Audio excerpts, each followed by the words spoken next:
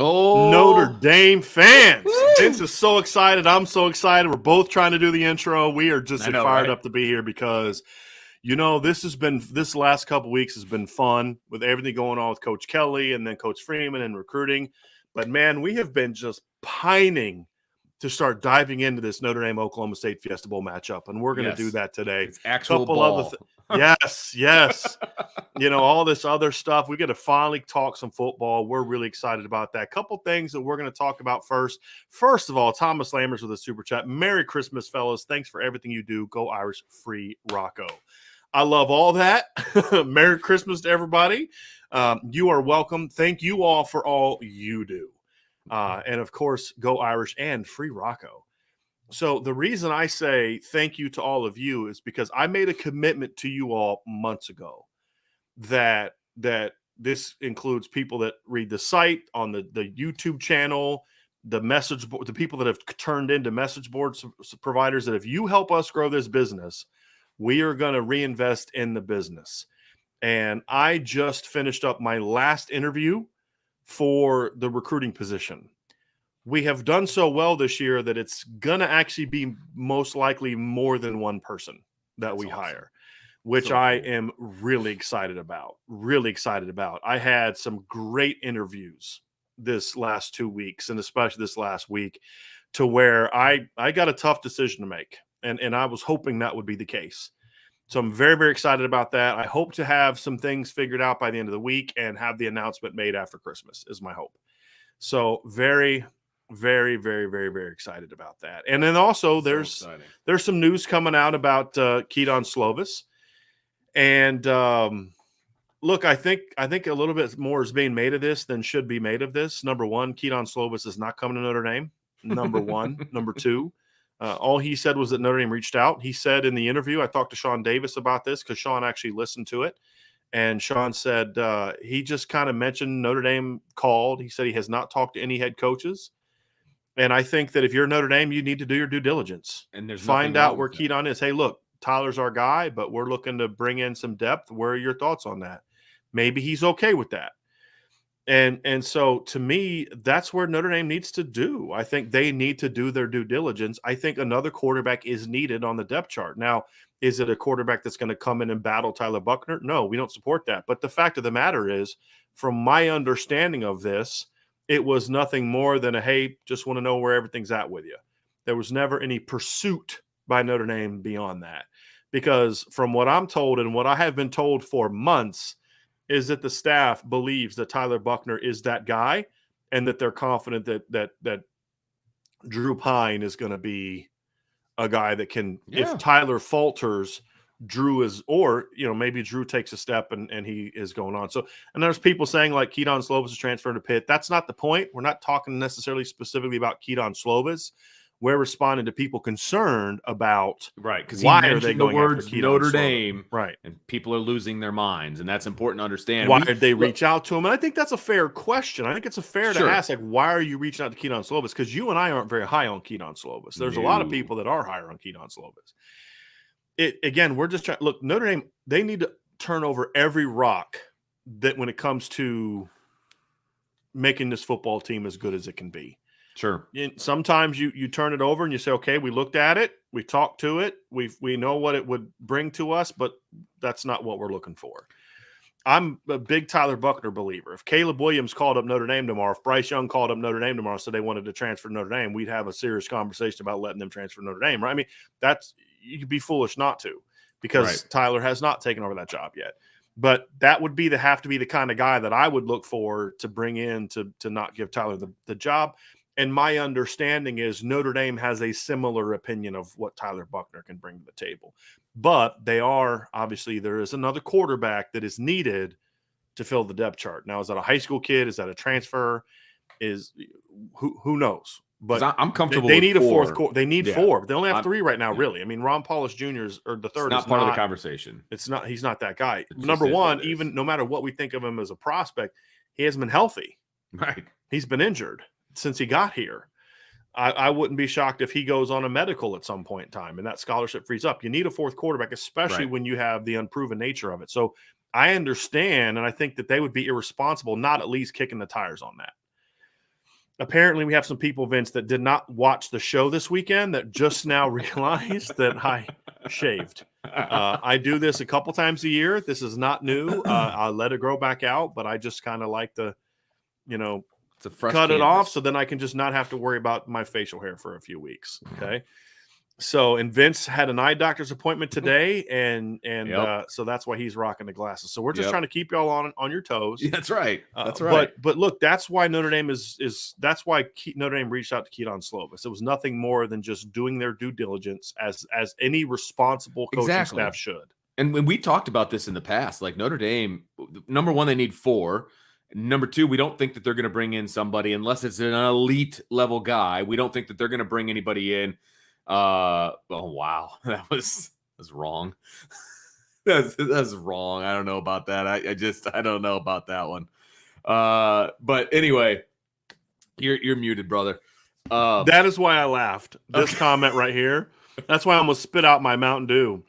Was that comment? That is so mean. That is so mean. It's wrong.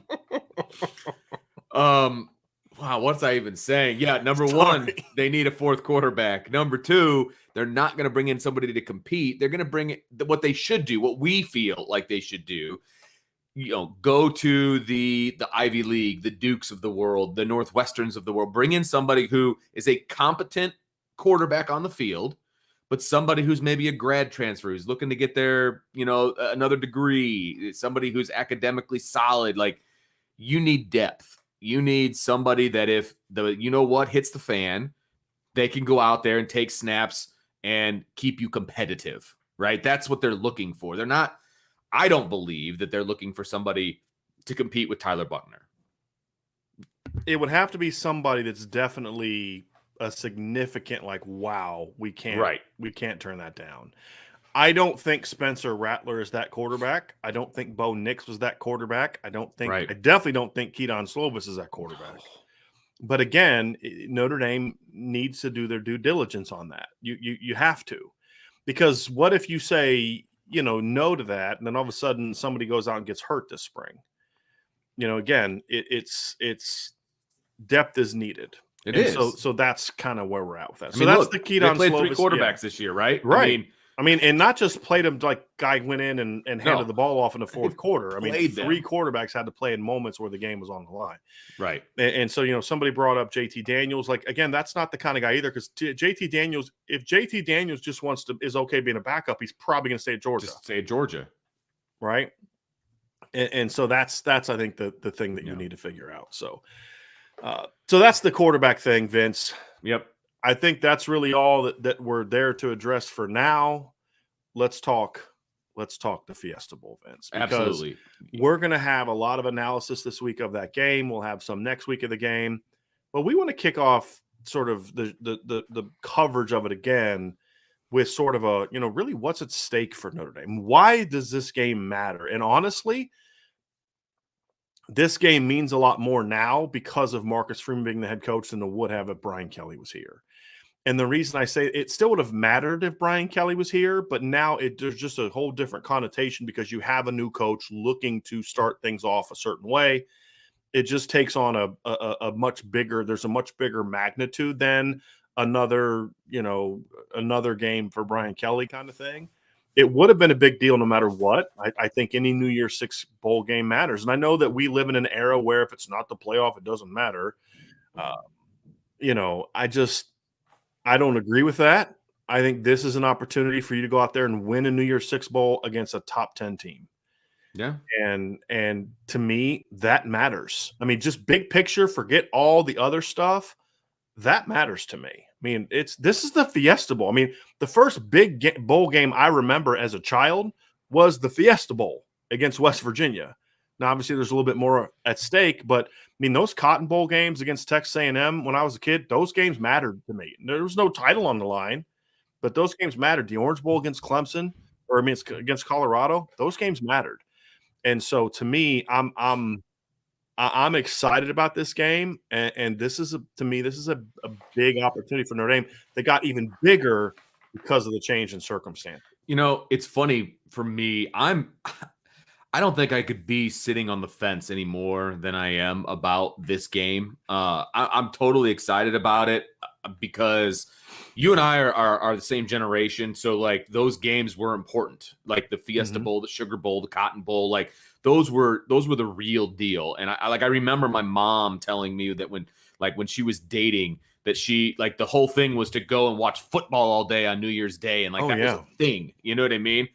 It's not a thing anymore. Like it's it is not for people that really love football. Well, it is. You're right, but it's not what it used to be. And the New Year's Six bowls aren't what they used to be. And so it's like, do I think this is important for Notre Dame? Yeah, they haven't won it in a long time. I think it's important, but my excitement level probably isn't what it used to be when they were headed to the Fiesta Bowl. It's just not. And it's not because I don't love watching Notre Dame play football, because I do. Like only having one more game until September is like depressing in so many ways. But they have watered down what the New Year's Six bowls are to me so much over the last few years that the importance level has just dropped.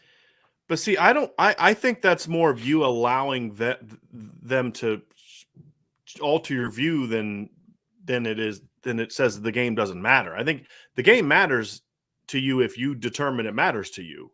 And to me, that's kind of where I'm from. Is you know me, Vince. I don't let, especially the national media, I don't let them dictate to me what's important or not important. Sure.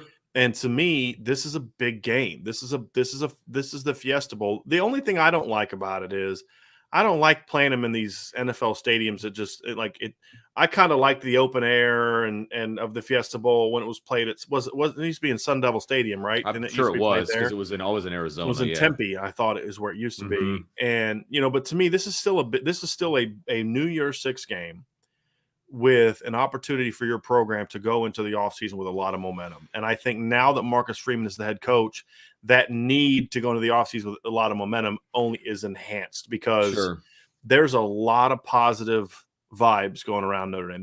There's people supporting Notre Dame and giving love to Notre Dame right now that have in the past made a living hammering anything Notre Dame did. Sure. And including some people that ever since Ty Willingham was fired have been anti-Notre Dame that are now pro-Notre Dame. You all understand why. Whatever the reason, I don't care. There's a lot of vibes, positive vibes being thrown at Notre Dame right now that they normally don't get from the national media. Here's the thing about all those people, though. Here's the thing. Those people will turn on Notre Dame in a split second. They will turn on Marcus Freeman in a hot second if Notre Dame doesn't go out there and do what they need to do. And so to me, that only adds even more to it. There's recruiting implications. There's all types of things. The biggest thing for me, though, is this is a big moment for Marcus Freeman, not just the game, but the leading up to the game. This is the first chance for these players to look at Notre Dame and look at Marcus Freeman and say, okay, I know who you are as a defensive coordinator. I know who you are as my position coach. Who are you going to be as my head coach? Can you put plans together? Can you run practice? Can you make sure that things are crisp? Can you, how are you going to handle the first time a kid is out past curfew down in the bowl game? How are you going to handle the first time a kid doesn't act the way he needs to act? Those are all things, and everything that's new for him is going to be watched like a hawk by his players. And so to me, that matters a lot too. So what, and you know me, I'm a process guy more than a results guy. When the talent that Notre Dame has, the result will take care of itself if the process is being done correctly. This is the first chance for the players, even more so than us or the media or fans or anybody else. The players get to see, who is this guy? And are we truly going to follow him? It's one thing to follow him as a D coordinator. We're going to follow him as the head coach.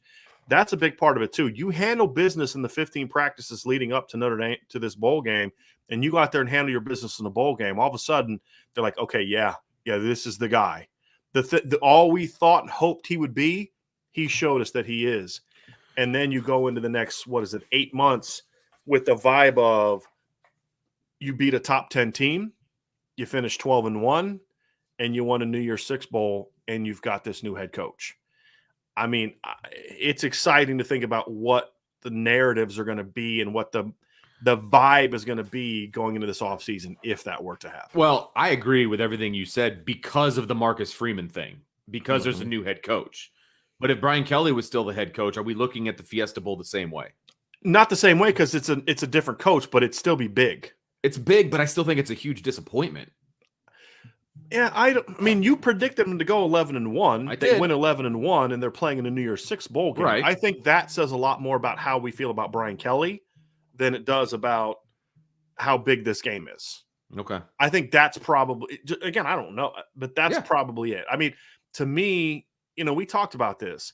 I would be frustrated if Marcus Freeman wasn't head coach. I'd still be frustrated and I still am, that they didn't get to the playoff because this is a winnable year. Yes, exactly. No we question. did a show on that before the season even started.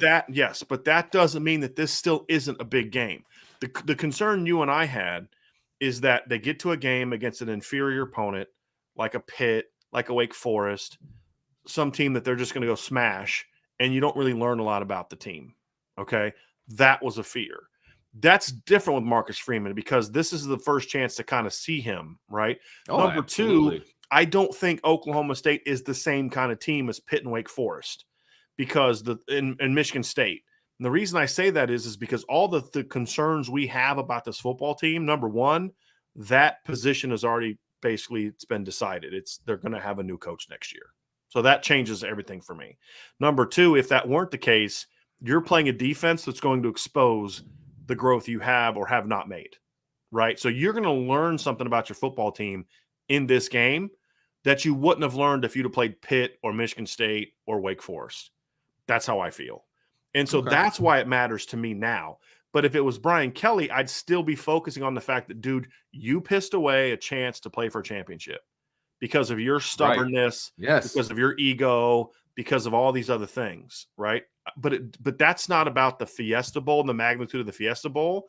It's about the guy that's still in charge being that guy. So my attitude of it would be different because I'd still be focused on the playoff, but it doesn't mean that this isn't a big game. I still would be loving this matchup for Brian Kelly if he was still here because, again, if it's what we had said before, if you go out and the offensive line plays well against this defense, then you say, okay, they've done a good job developing this group.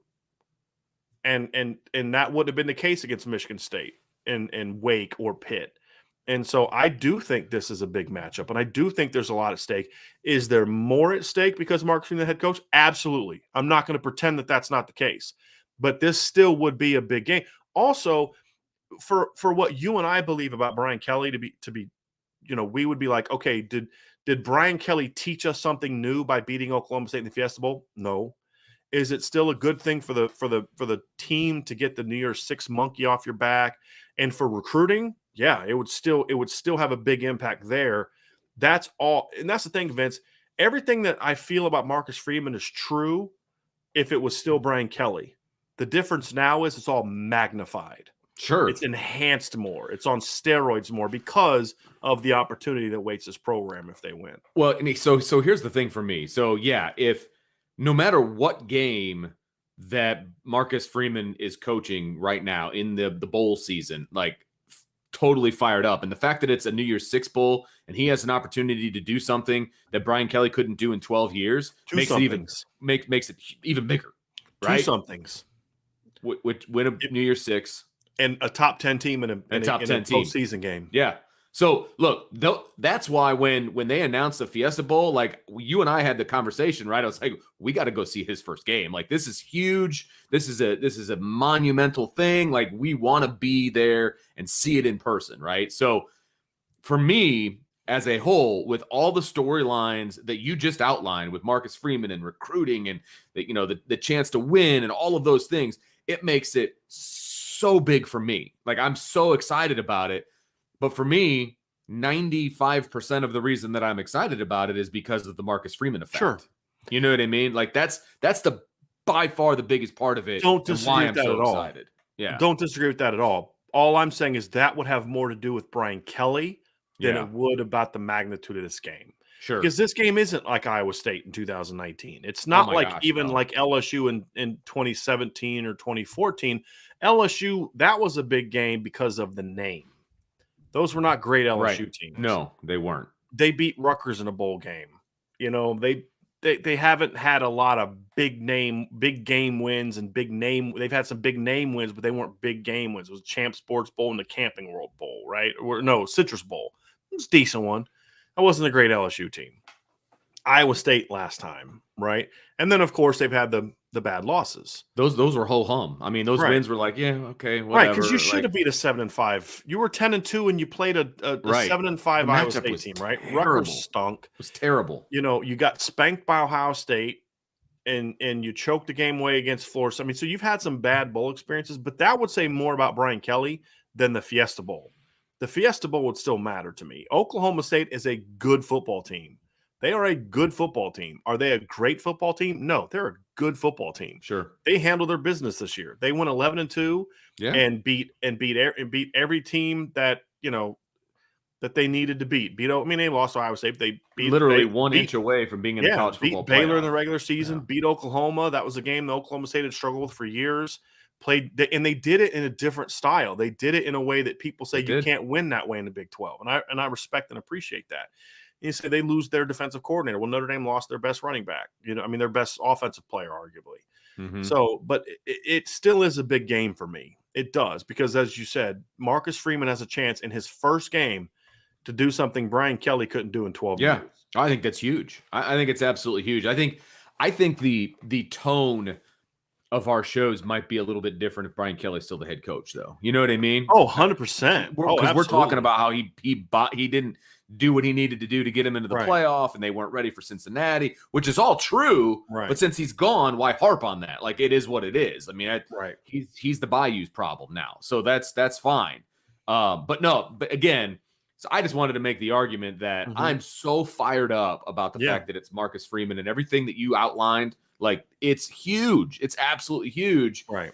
It's just the Fiesta Bowl doesn't carry as much weight for me anymore. But that's disappointing because I feel like that's more of a media narrative than that is it not mattering. And I apparently have bought into it. And well, I mean, is it not? I mean, that's a fair thing for me to say, right? I mean, when Notre Dame played Texas A&M after the 1993 season, there wasn't a title on the line. Well, I wouldn't say it's just a media thing. I would say that it's the way that it's the fact that there is a playoff. Mm-hmm. And it's a playoff thing. It's a money thing. It's a right. But I still feel that's a media thing, saying like, if you're not in this, it doesn't matter. Yeah. I think it's also partly because of the fact that you are still pissed off that they're not in the playoff because they should have been. Right. If this team's 10-2, if maybe we I have a thought different this team, thought. Or if we predicted like 8-4, 9-3, like a lot of other people, and they're 11-2 in the Fiesta Bowl, you're like, hey, this was a great season. Like, you know, I didn't think I thought you'd be in the Cheez-It Bowl. Right. And you're now in the, I think it's about that. It's the perception of where this team should be than it is the Fiesta Bowl not mattering. I still think the Fiesta Bowl matters. Now, does it matter quite the same as it used to? No, because there have been some big games. Like I said in 93, the Cotton Bowl, there wasn't a championship on the line. Actually, I was wrong. I'm wrong. Because if Florida State would have lost, there's a chance that they could have won a title. Absolutely. But they would have needed help. It's not the same as like you're playing in the national championship. But they still have a shot. They still have a chance. Right. Yeah. So in that regards, there is a little bit. I'm incorrect to say there wasn't a championship on the line. There kind of was, but I got you. You get what I'm saying. They weren't playing for the championship. Right. Like a win you're in, lose you're out kind of thing. Yeah. Right.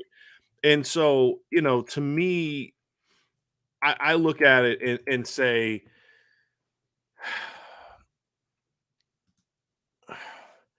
it still matters. I think we can say that maybe there's not quite as much as there used to be. Like, what was it? I'm trying to remember what the bowl game was that Lou used to tell me about it. I think it was 70, 71, something like that. So, I forget when it was, but Notre Dame beat Texas. Notre Dame was like 5. Texas was 1. They smashed Texas in the Cotton Bowl and then jumped up to number 1, won the championship. I can't remember what year that was. But, that was 70. Was it 77?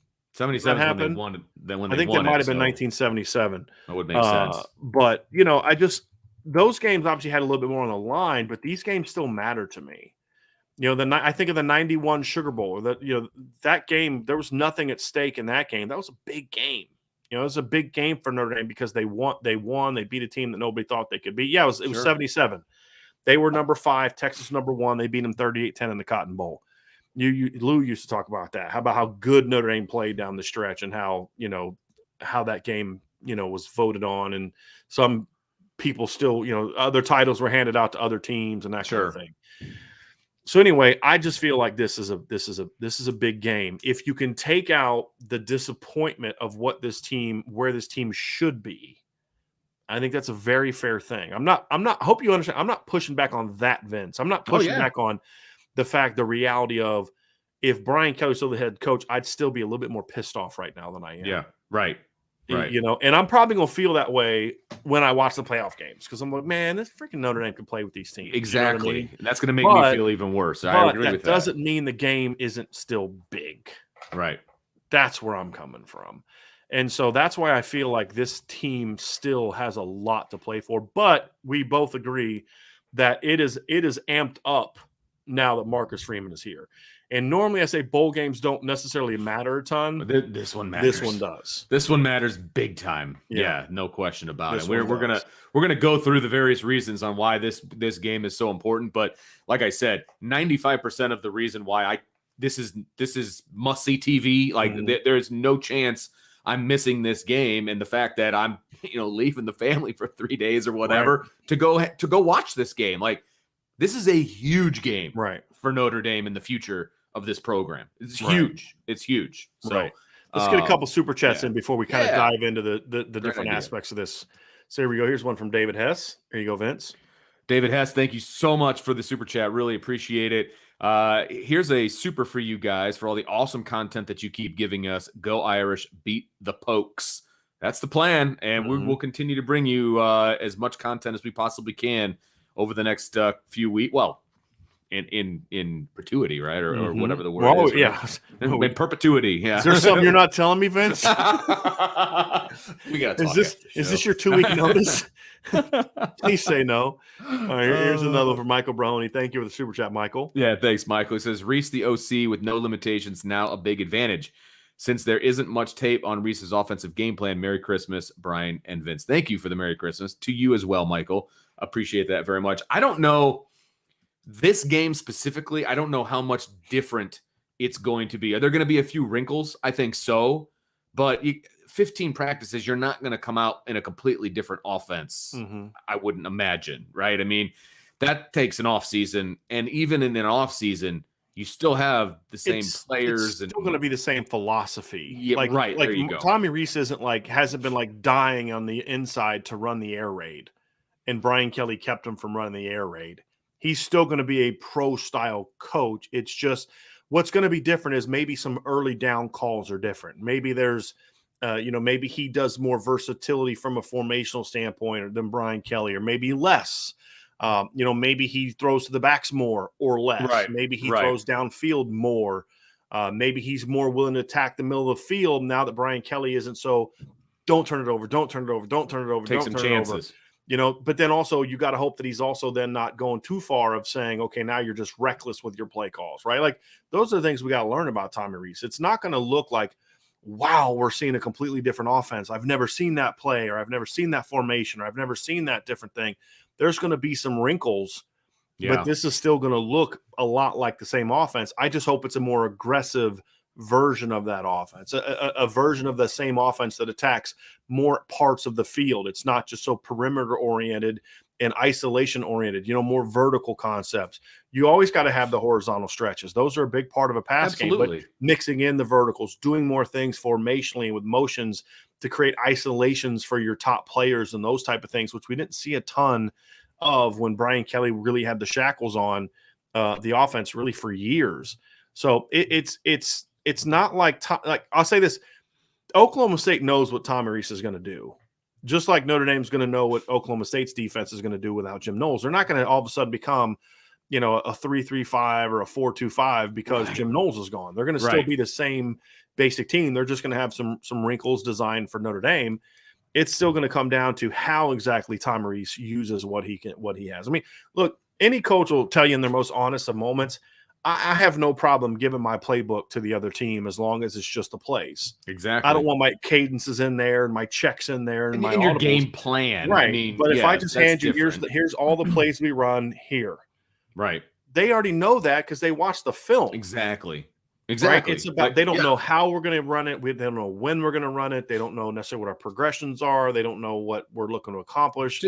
Yeah, And all those exactly. things are going to still be sort of the same. Look, just think of your favorite high school team that has had dominance over like a decade, right? And if it's the same coaching staff, they run the same offense, and everybody in their conference knows every play that they run, every single play. You just recycle the game plan. Hey, this is what we got to work on, et cetera, et cetera.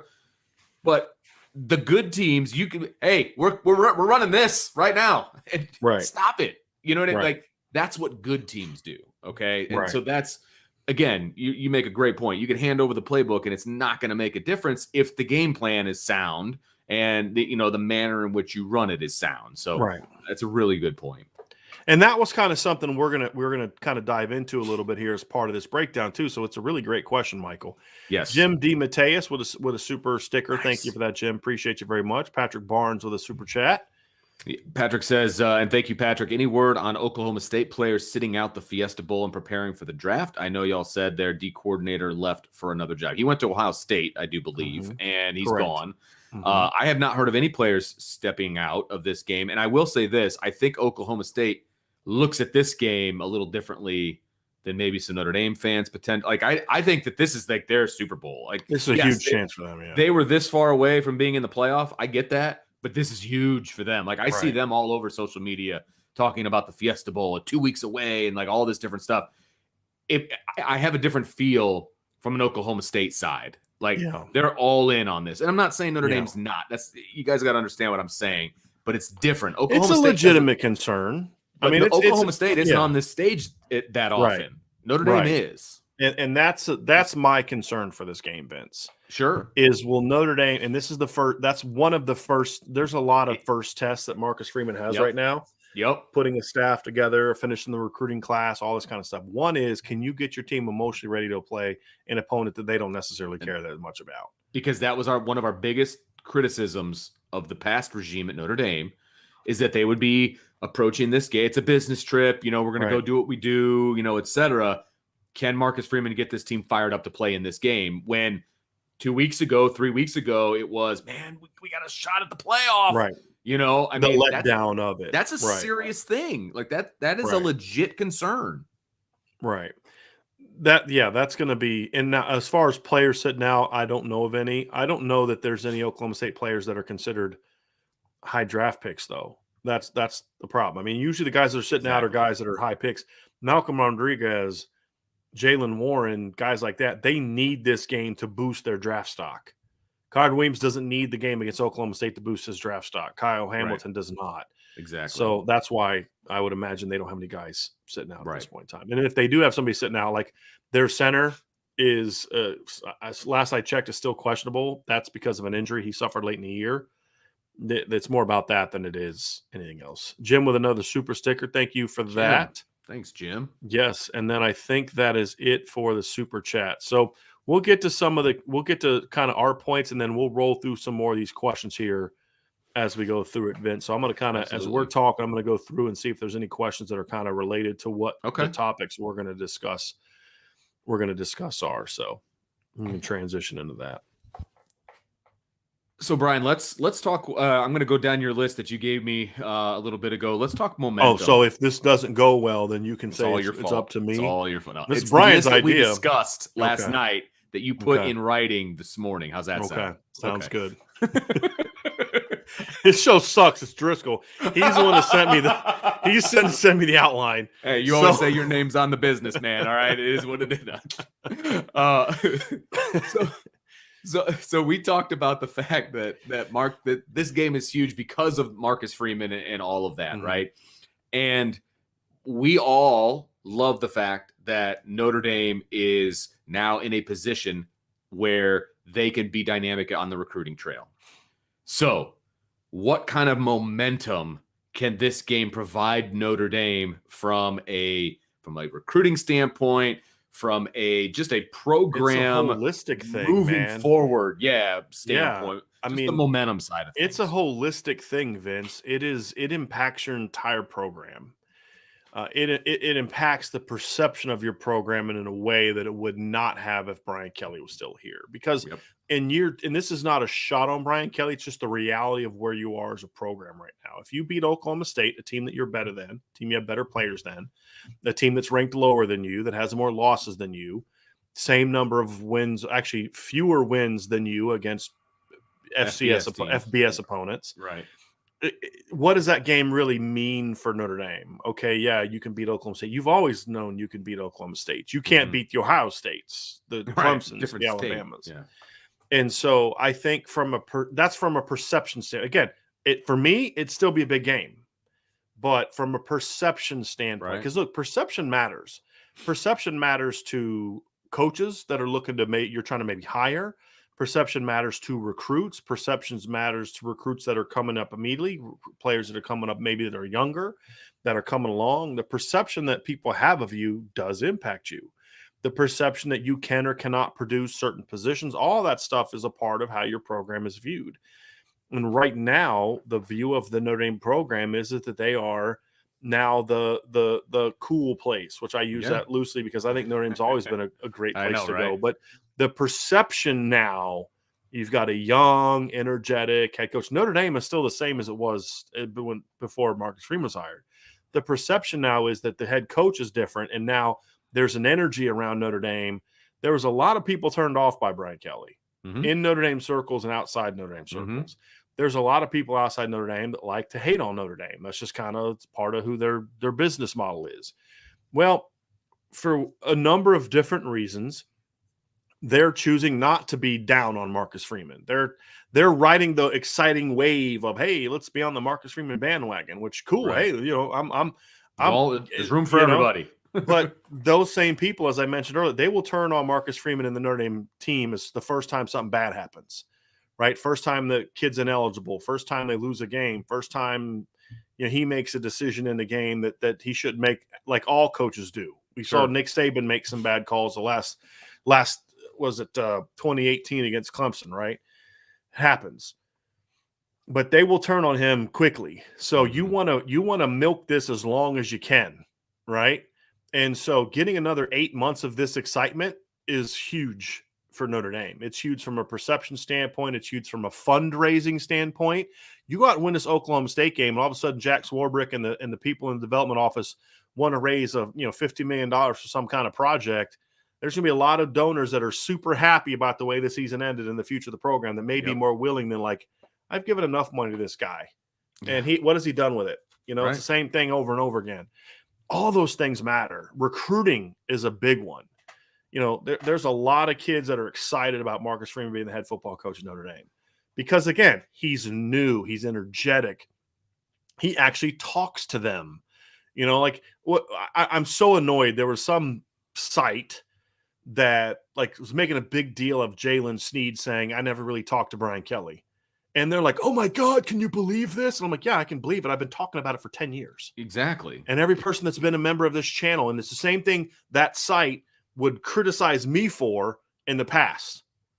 Oh, he's a hater. Okay, I'm a hater, but whatever. But you're now pissed about the same stuff that I've been talking about for years. That's one of my New Year's resolutions is to get over that anger that I have towards those people and not talk about it anymore. But I'm just, still a little pissed about that. But it's like this is just Marcus Freeman is sort of the anti-Brian Kelly and how he goes about things, how he's perceived, how he views interacting with people and players. That doesn't make it right or wrong. It's just different. And so there's a lot of excitement about that at the recruiting level. Lose that game, and for 8 months, you're 0-1 as a head coach. It's not going to crush the 2023 class, but it does take a little bit of the excitement. It takes a little shine off of it, though. I mean, off of the new car, right? The new car smell isn't what I'm going to go back to that. The new car smell isn't what it was, right? Did you buy a new car lately or something like that? I wish. I don't know. But no, but you're right. I mean, it's not going to kill things, but a win elevates things more than a loss kills things. Yes. Is that a good way to put it? Yes. Because they will take off if they win this game and win it convincingly. The momentum is just through the roof. If they lose it, it's a new head coach. Like, you can explain away a lot of things in a one game scenario. But man, if they win it, the momentum is going to be unreal. Right. And this right here, D-Rock sums it up really well. A lot of people learned to tolerate Brian Kelly over the years. Yes. I didn't. But I think that's part of the momentum aspect, though, D-Rock, because the one thing about Brian Kelly, no matter what you feel about him, he still led Notre Dame to 54-9 record the last 5 years. Yeah. He won. And he beat inferior opponents. This is Marcus Freeman's chance to kind of come out and say, hey, we're going to do two things that Brian Kelly was knocked for, because Brian Kelly won a lot of games and do a lot, but what was our comment every time? It was, 54-9, 54-9, 54-9, or 43, or whatever the record was. It was, how many of those were against ranked opponents? How many of those were against teams that were ranked in the top 10, right? The track record against those teams is not great. Well, now all of a sudden you've got a chance to kind of end the New Year's Six thing, something Brian Kelly was not able to do. But then you're also able to do it while beating a top 10 opponent. I think that just further shows the dichotomy between Brian Kelly and Marcus Freeman. At least that's how the perception will be. Now, he's got to win a lot more than just that game for me, but that's the perception, because there isn't another game for almost 9 months. Exactly. Right. And so that's going to be the momentum. And I have always believed this. I believe it. Players have told me this. Malik talked about this when we had him on our show a while ago, Malik Zaire. You win when your last game is a win, it does send you into the offseason with more positive vibes. It does. Yep. The players are going to be going home after the game. Are they going home like, oh, we got a W. Look out, here we come. And so I think from a momentum standpoint, and also here's the final piece of that. You can tell players initially when you first get, I learned this as a coach. When you first get hired somewhere, more often than not, the players are going to give you the benefit of the doubt. As long as you conduct yourself with, a certain way, you don't come in there acting like a jerk off and all that, players are going to give you the benefit of the doubt. But eventually, if the stuff you're teaching them isn't working, they're going to stop listening. But the first time you get a chance to go out there and you're teaching them certain things, and then they go out and do it in a game or in a scrimmage, a team scrimmage, and it works, they're like, oh, okay, coach knows what he's talking about. I've had these debates before, especially when you inherit rosters with more veteran players. So if Marcus Freeman is going to run the practices his way, that we have already seen and heard about changes being made, I love the fact that he did that, immediately changed how they practice, because it would have been easy for him to say, hey, look, don't want to rock the boat too much. Right. We're just going to practice. This is the team that we have. This is how we've practiced all year. I don't want to change things up too much. It would have been real easy for Marcus Freeman to say, hey, we're just going to keep doing what we've been doing, because I don't want to rock the boat. We'll make those changes when I know who my first team is going to be, right? He didn't do that. He came out and said, we're going to practice the way that I want to practice. Right off the bat. Away. And to me, so that immediately gets players like looking at you like, oh, okay. And they're going to embrace it until it doesn't work. That's just the reality of it. So going out there and playing well in this game, which I think will then equal a victory, because I think Notre Dame has a better team. All of a sudden, you start looking at the players are like, okay, we put our faith in Coach Freeman, and it was justified because look how we played. We listened to him, and it equaled this. What this is going to determine how your players view you. Sure. Because if they listen to you and it equaled, we got our butts kicked by freaking Oklahoma State, maybe this guy's in over his head. We kicked Oklahoma State's butt. That's why we wanted him as our head coach. You know what I mean? That's a big thing. And now if you lose this game, you have to overcome that. Yes, right. Over the next 9 months. Because it's a small sample size, right? I mean, it's 15 practices, but you still have to, okay, well, that didn't work. You know what I mean? And but you also don't, we'll talk about this, I guess, if Notre Dame loses, but you don't want to panic and just change everything. Oh, that didn't work. We got to do something different, but so it's a fine line you got to walk. And it's going to be interesting to see how you do that. Now, if you win the game, everything you touch is going to turn to gold. Right. And that's the thing. Right. I mean, and that's the thing, Vince, is that's the reality. And Coach Freeman could have hit all the right buttons. It could just be one of those things where, Oklahoma State plays great and Notre Dame has some things not go their way. There's maybe some Notre Dame players that are kind of got their eye on the next level. They're not as locked into this game. I mean, there's all types of things that could happen, but none of those things will be used as excuses or should be used as excuses. It's about, okay, did you get the job done? And if you get the job done, then no one's going to care about whatever bumps that came along to get there.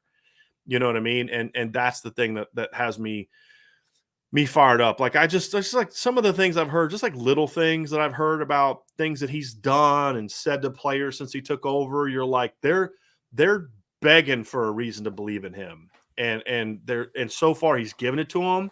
Yeah. If they go out and win this game, it's a wrap. There's going to be no doubters. Yeah, no doubt. And that's I'm talking about inside the program. Because and remember, you're talking about inside the program, but again, the majority of the people inside the program wanted him anyway. So you talk about the benefit of the doubt. There's going to be a pretty big margin of benefit for the doubt, for quite a while. Sure. And if he delivers, right? And he's not playing the game, but if they deliver as a program and they win this game, man, there's not going to be any doubt. You know what I mean? They're on. Let's roll. So, yeah, absolutely. Right. Before we get to the next one, Vince, we did have a couple super chats up here.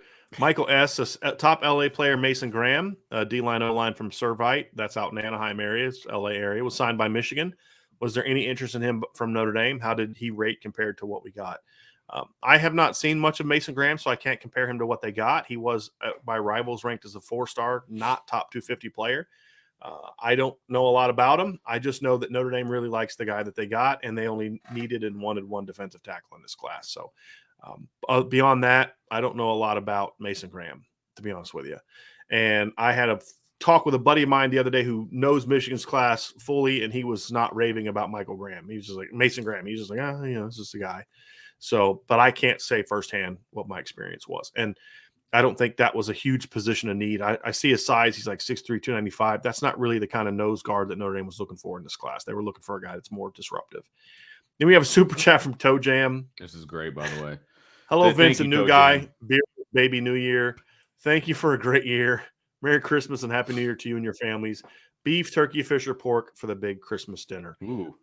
Technically beef, because I make lasagna for that's what we have for our Christmas dinner. So there is beef in there, hamburger, but I don't do sausage. I'm not a big sausage fan. That's why I don't put sausage in there. Yep. Yeah, that's what we do. We do a big ham for Christmas Day dinner, and a lot of times we do one of those breakfast bakes for breakfast for Christmas morning. Put it together the night before, and then just slide her in the oven when we wake up in the morning, and the kids tear through the gifts. And we're mean. We make our kids eat breakfast before they're allowed to open the presents because it allows mom and dad to wake up a little bit. So they just have to stare at the tree, which is just, showing some self-control. Smart. Yeah, you do what you got to do. You do what you got to do. There was another one up here that, since we're throwing up some questions, and I know we're going to get back to some more, but I wanted to put this out there. From Blaine, we were talking about the difference. He says, is there any difference in access for media and practice under Freeman so far? No. And maybe that changes as you move forward into spring, but I would be surprised if it did, to be honest with you. I don't know how much of that was a Brian Kelly thing or how much of this will be a Freeman thing. It was a Notre Dame thing that Brian Kelly fully supported because Brian Kelly likes not having – Brian Kelly's a control freak that likes – and that's – I'm not saying that as a negative. Right. I'm a control freak. It's more of that you can control the narrative that way. The only way that's going to change is if Marcus Freeman has a very strong passion for the fact that we should be given more access. I doubt he's going to do that. Right. I have no illusions that all of a sudden that Marcus Freeman is here, he's going to fight for us to have more access and things like that. I highly doubt that. I don't see it changing either. But this is just how it's going to be. Notre Dame is always going to continue to take more and more access away. That's because, number one, they get to control the narrative. Number two, they start producing their own content. The problem that I have, and the mistake that, Notre Dame does some really good things. Like, their media team does some really good things when it comes to the content they produce. My issue is their game plan sucks, to be honest with you. If you're going to not allow practice access from the media, then you need to be connecting with fans on releasing highlights and clips like they used to do. Yeah. And it's just silent. And the problem with that is I would have a thing every day, and maybe they're doing this and I haven't seen it, but I would have clips from every single practice. I'd have Marcus Freeman mic'd up for every practice. Yeah. I'd have Because he seems to embrace that kind of thing. Yes. So yeah. And show clips of him like being fired up and teaching. I'd have clips of him teaching, like him instructing, some little fun thing from that he says at the end of the thing. Like the first practice you talked about, Vince, you said you could hear him talking about finishing. Mm-hmm. Why was that not out on social media afterwards? Right. I mean, it's not like that's some deep, dark secret that Notre Dame football doesn't want the other team to know that Marcus Freeman cares about finishing. You already put something out. Like, think about the impact those tweets that they put out when he was hired had. And to me, you're missing opportunities to gain excitement with your program by not. I mean, they put out 0 practice highlights. They've had like 4 or 5 practices already, 0 practice highlights. So I don't care as much about, I mean, obviously I would love for us to have that access, but they're missing their own opportunities. If you're not going to let us have access, then you at least need to be putting something out right for the fans that are the reason why you have what you have. Use the media to your advantage. Right. I mean, and if you don't want to use the media, whatever. I think that's stupid, but I get it. That's just the way that people are going, especially in this era where they're going to start their own. Notre Dame's going to have their own. They've already started it, their own TV network, where they're going to start putting out their own content and that kind of thing. But you're not putting out content. That's the problem, and they're still putting out stuff like Marcus Freeman walking through the Basilica. I mean, that's cool and all, but 17-year-old number 1 quarterback in the country is not going to care about that. He's going to want to see Coach Freeman coaching. He's going to see the team excited. He's going to want to see, Jack Cohn throwing bombs. I mean, like they used to do during spring ball. That's the kind of stuff that we need to see that we're not seeing. So if you're not going to allow the media there, then you at least need to have something, and they have nothing. And I think that is, in my opinion, that's a big missed opportunity from Notre Dame. I had to put this up. Mace says if Notre Dame media team puts something out later today, then they listen to the podcast. Well, they need to, because again, I mean, we have a connection to the fans. I mean, look, I got to be honest with you. I don't listen to the Inside the Garage podcast very often, but I listened to the one. I've listened to a couple. People sent them to me, and it was the one where Kyle Hamilton was talking about leaving. Mm-hmm. I have a couple issues with that one. I'm gonna be honest with you now here. Number one is I feel like 90+% of the reaction to Kyle Hamilton leaving from Notre Dame fans was positive. We had hardly any. You and I pushed back on the narrative of not playing in a bowl game, but we never had a problem with Kyle doing that because we said he had an injury. Exactly. It's more of the culture. I have no problem with Kyron making the decision. I have a problem with the culture that we've created in sports where that's an acceptable thing. Right. Kyron's taking advantage of the way that the game is right now. Mm-hmm. I don't fault him for that. He's 20. He's 21. I fault the grown-ups that have allowed it to get to this, exactly. right? Yeah. And so for him to kind of get there and kind of throw this pity party about the negative reaction, and then there's a couple people in the media that like to be kind of like the player groupies. Mm-hmm. And they're like, all you fans that do, like, okay, first of all, you're kind of building up a straw man, number one. Number two, you're going to go off on a small single-digit percentage of the fans that said some ignorant stuff on Twitter. Do you know how much ignorant stuff I get on Twitter? And that stuff used to bother me, but now it's just like I kind of laugh at it and ignore it because 90-some% of the other stuff is positive.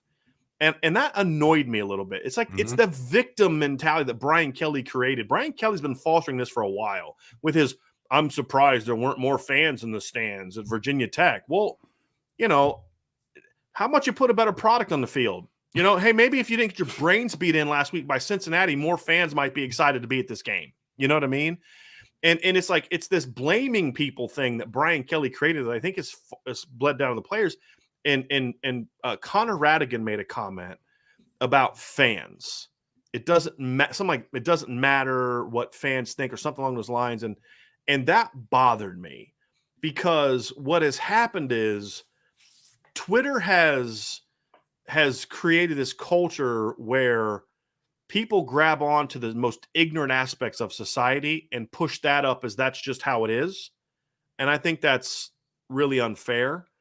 And when you look at some of the ignorant things that are said by fans, and then players respond to it, and they treat it as if like that's the norm, when you're looking for the outliers and treating them as the normal, 90+% of Notre Dame fans that I've experienced and talked to have no problem with what Kyron and Kyle did.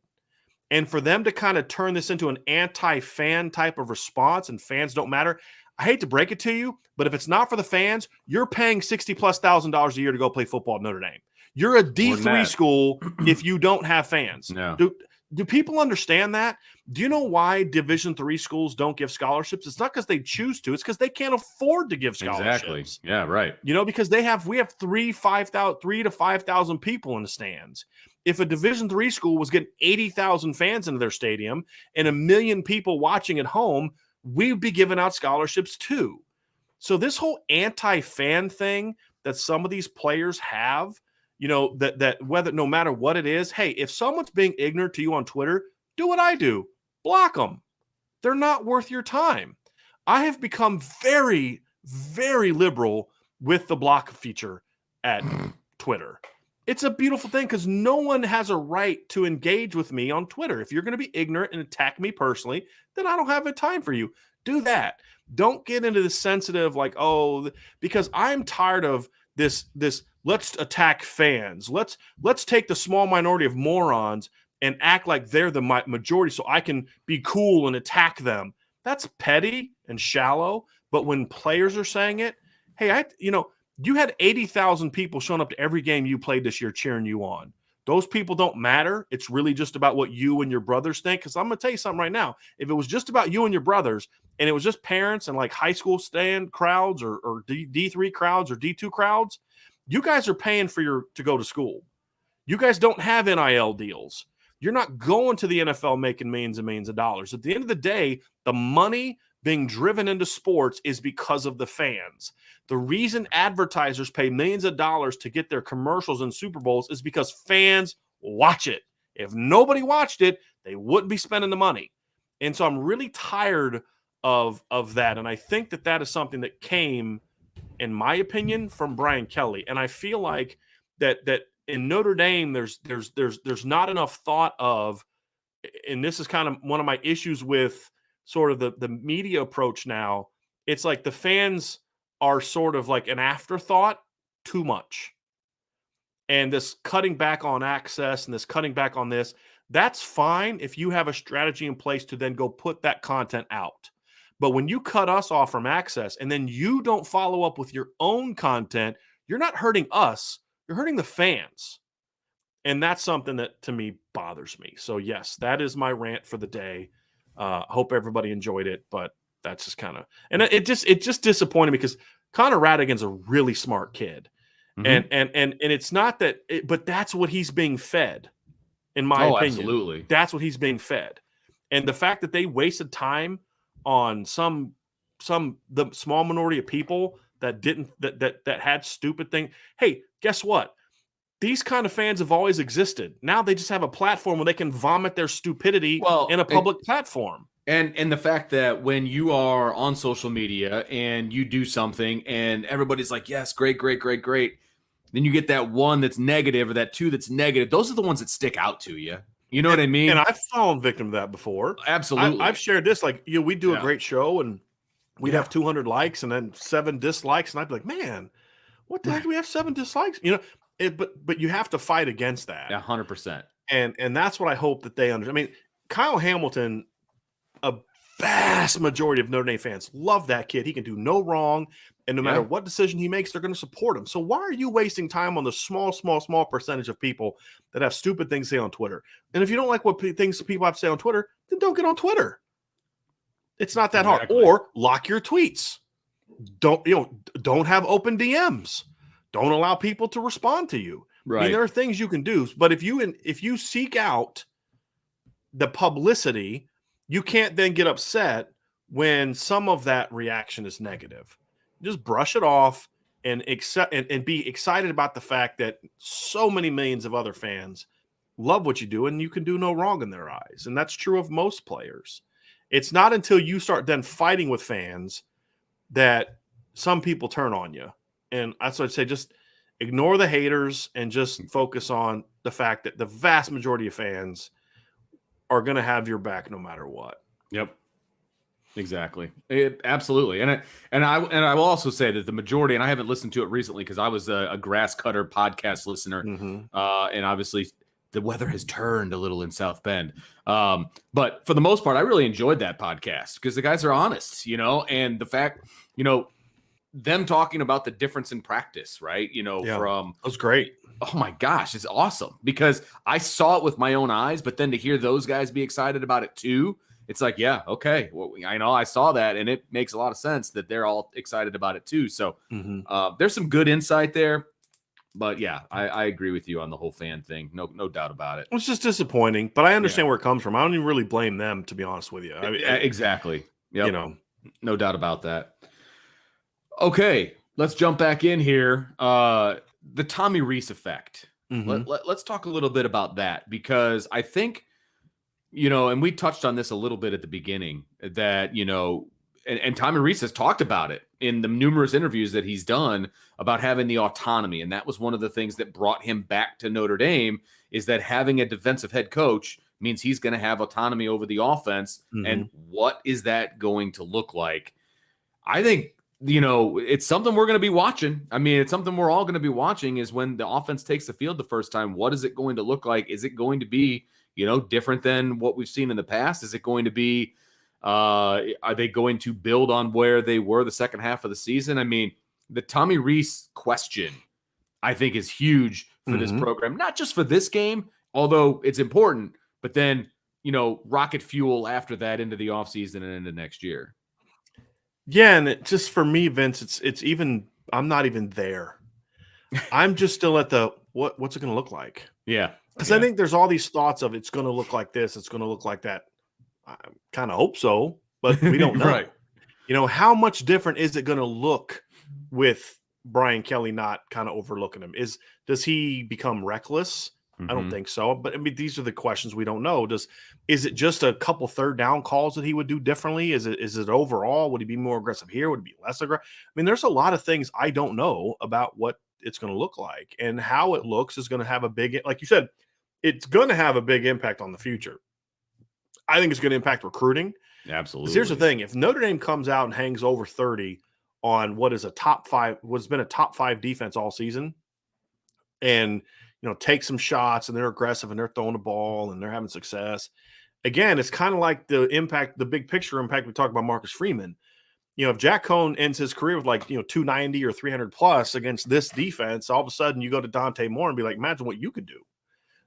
Imagine what you could do in a couple of years when you've got Logan Diggs and Lorenzo Styles and Deion Colsey and, try to get Cardinal Tate and those kind of guys. And so now all of a sudden, Tobias Merriweather, you start getting you got something better to sell because whether it's true or not, for all we know, he would have done the same thing if Brian Kelly was here. We don't know the answer to that. It's just, It's just you say, but it's good. But that again, it's perception. Their perception is going to be that they did well because Brian Kelly's not looking over his shoulder anymore. That may not actually be true, but that's going to be the perception. Yeah, that's the perception. If the offense looks just like it did before and sputters and all those kind of things, then the people are going to be like, well, maybe it wasn't Brian Kelly after all.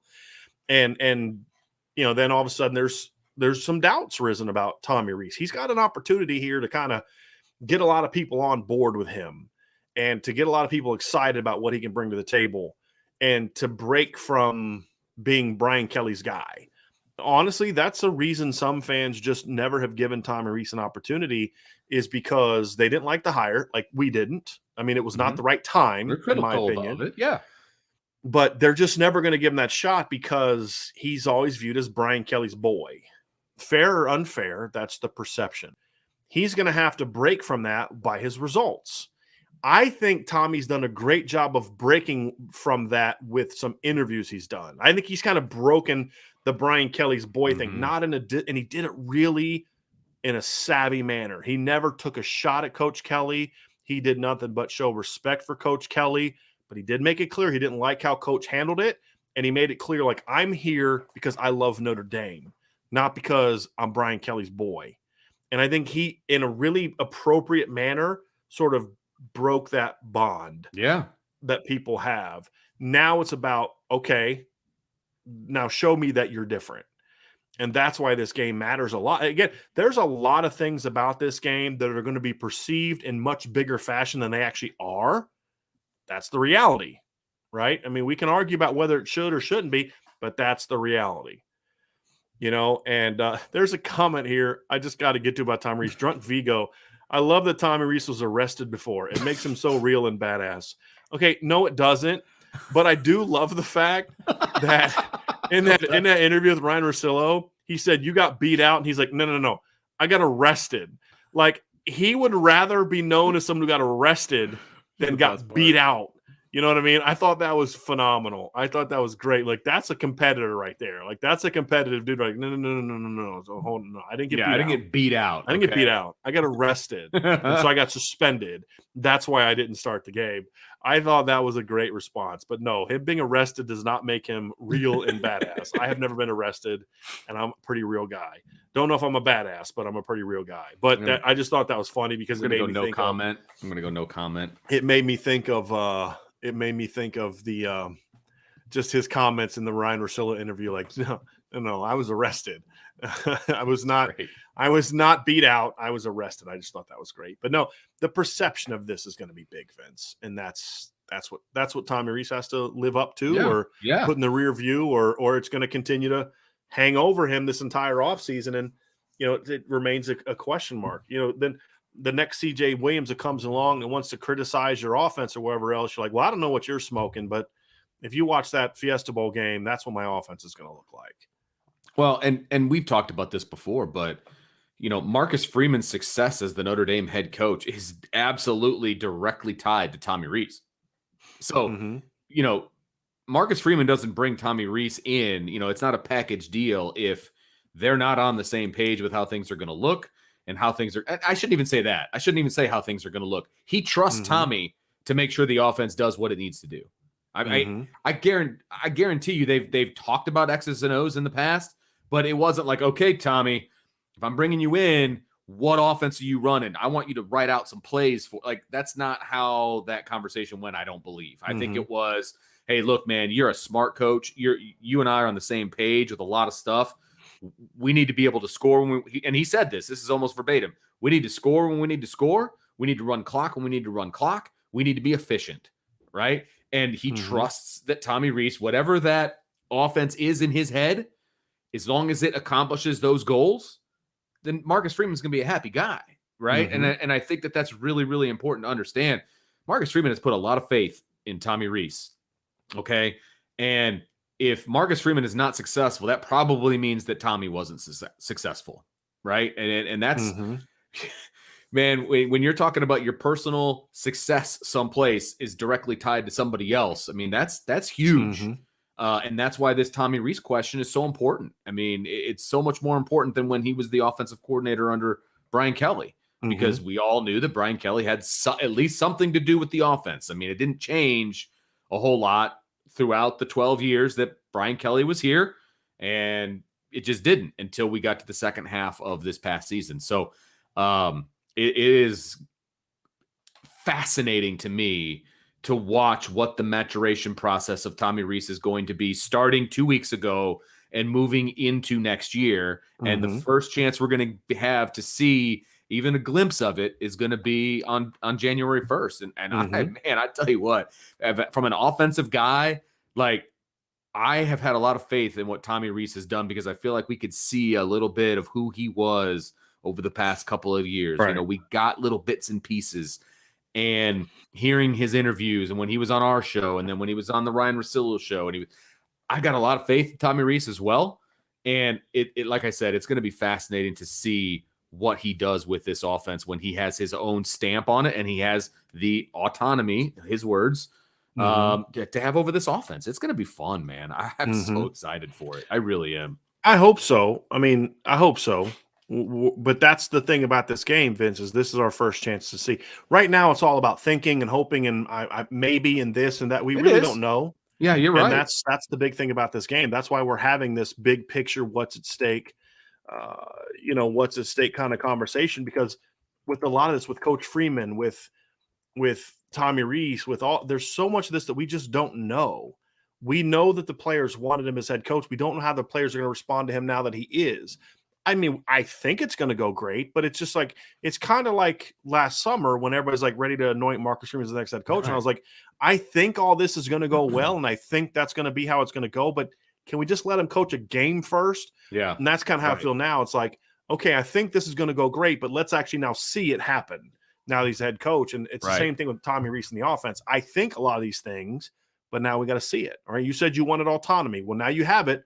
What's that going to look like? Because here's the thing. With autonomy comes greater accountability. Because before you could just say, hey, look, that's what coach wants, and, it is what it is. And, but now this is your deal. There's nobody doubting that this is going to be Tom Rees's offense now. So what you're saying is with great power comes great responsibility. Okay, just checking. That's what the Spider-Man quote. And greater accountability.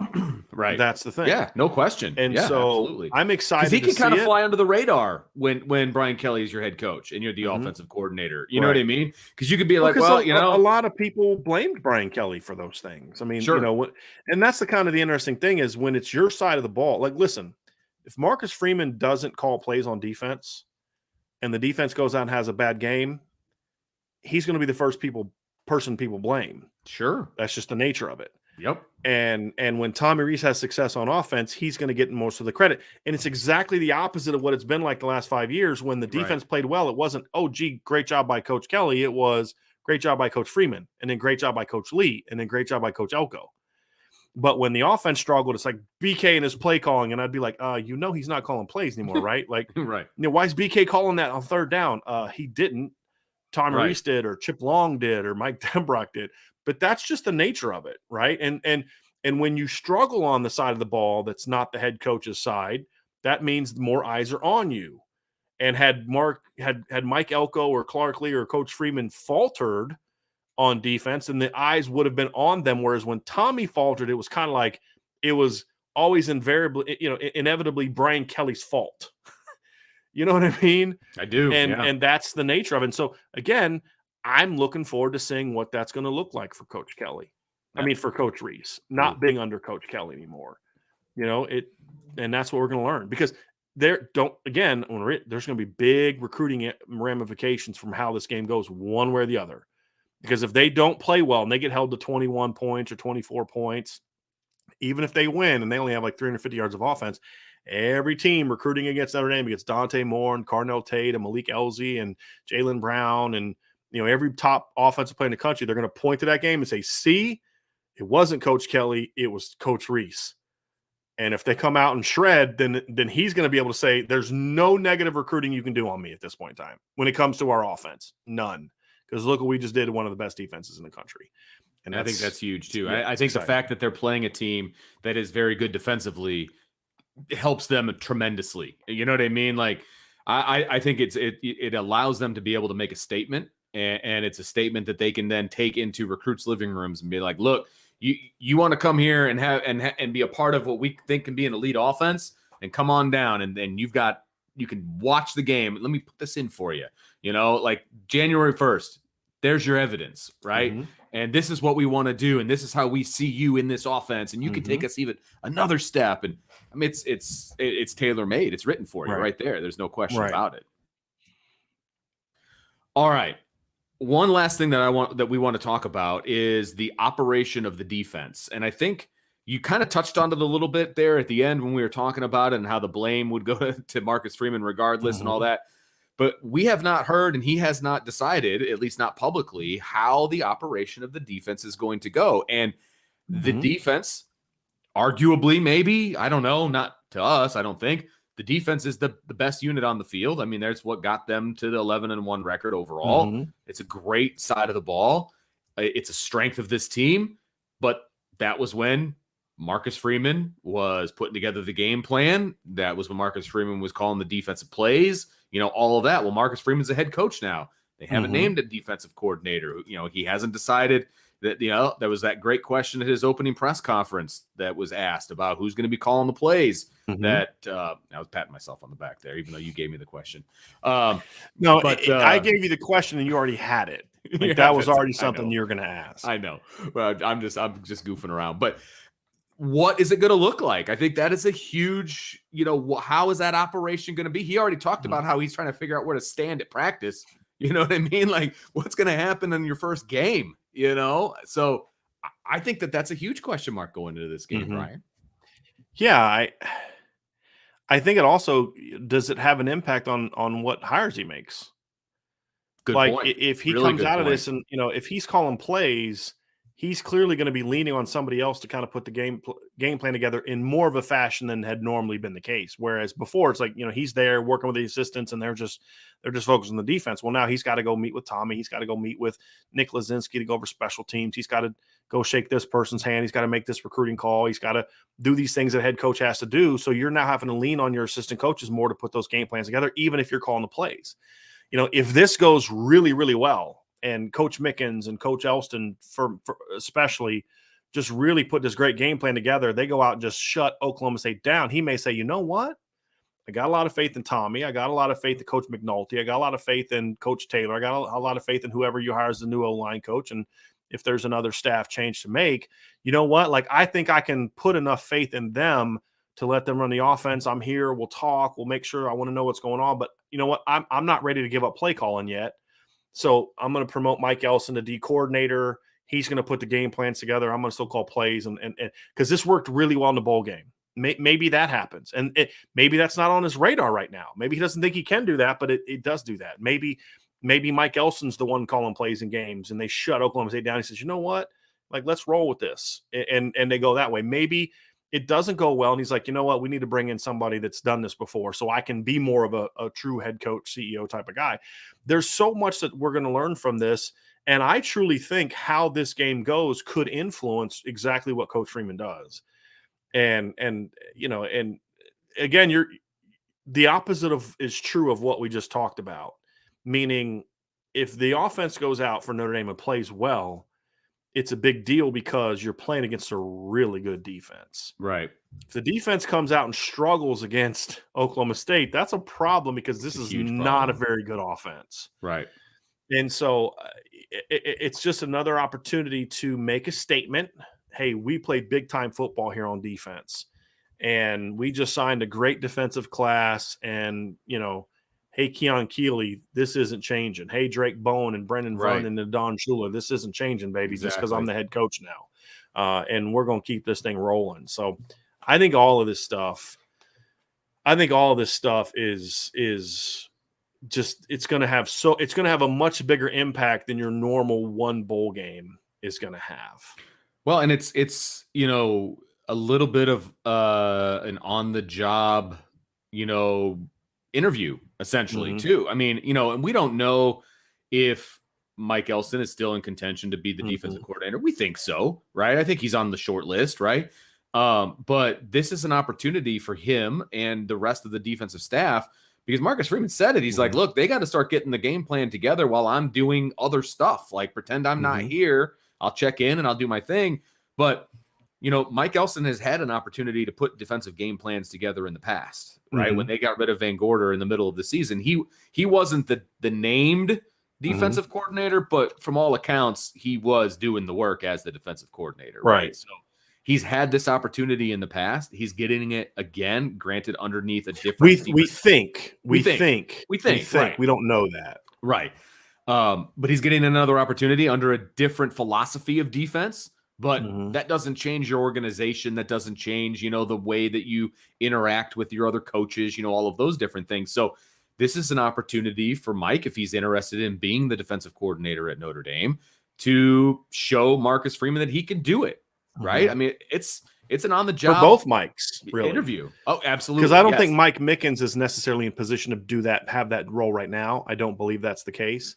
But depending on how things go this next 15 days and his role and all that, then when this next D coordinator leaves, maybe he is in position to kind of step into that role or whatever the case may be. Right. So, this is all part of the we're going to learn. We don't really know what the Marcus Freeman era is going to look like. And that's what makes this game so much fun and exciting. And that's really at stake. Look, first impressions. I talk a lot about perception today. And I hate that it's that way, but it's the reality. perception matters, whether you like it or not. It does. I have learned that the hard way in my life. When doing this job, there was a perception about me based on how I wrote on a message board. That I wrote in a very matter-of-fact way. I'm very argumentative, and I like to debate. Well, that can come across in certain ways to certain people. That's the perception of me. And with some people, there's not a lot I can do to change that. I don't like that. I don't like that that's a feeling. And I've mentioned this before. When Lou passed away, that really hit me. And you kind of say, okay, I need to try and change that. But with some people, you're never going to be able to change that, because that first impression you left is just kind of what they feel. It's not fair, but it's also reality. And we can either complain about what's fair or not fair, or we can embrace reality for what it is and try to make the most of it. And that's why I say this first impression for Coach Freeman is going to be very important with a lot of people, recruits, coaches, fans, donors, everybody. And ultimately, when we talk about what's at stake, that's a big part of it. That's a big part of it. No question. No question. And we're going to get we're going to get some questions answered out of one game. Some. Right. And then we'll get more questions answered as the days go on after that, and they start making hires and things of that nature. Because what else are we going to have to evaluate him on other than this game? Right. Right.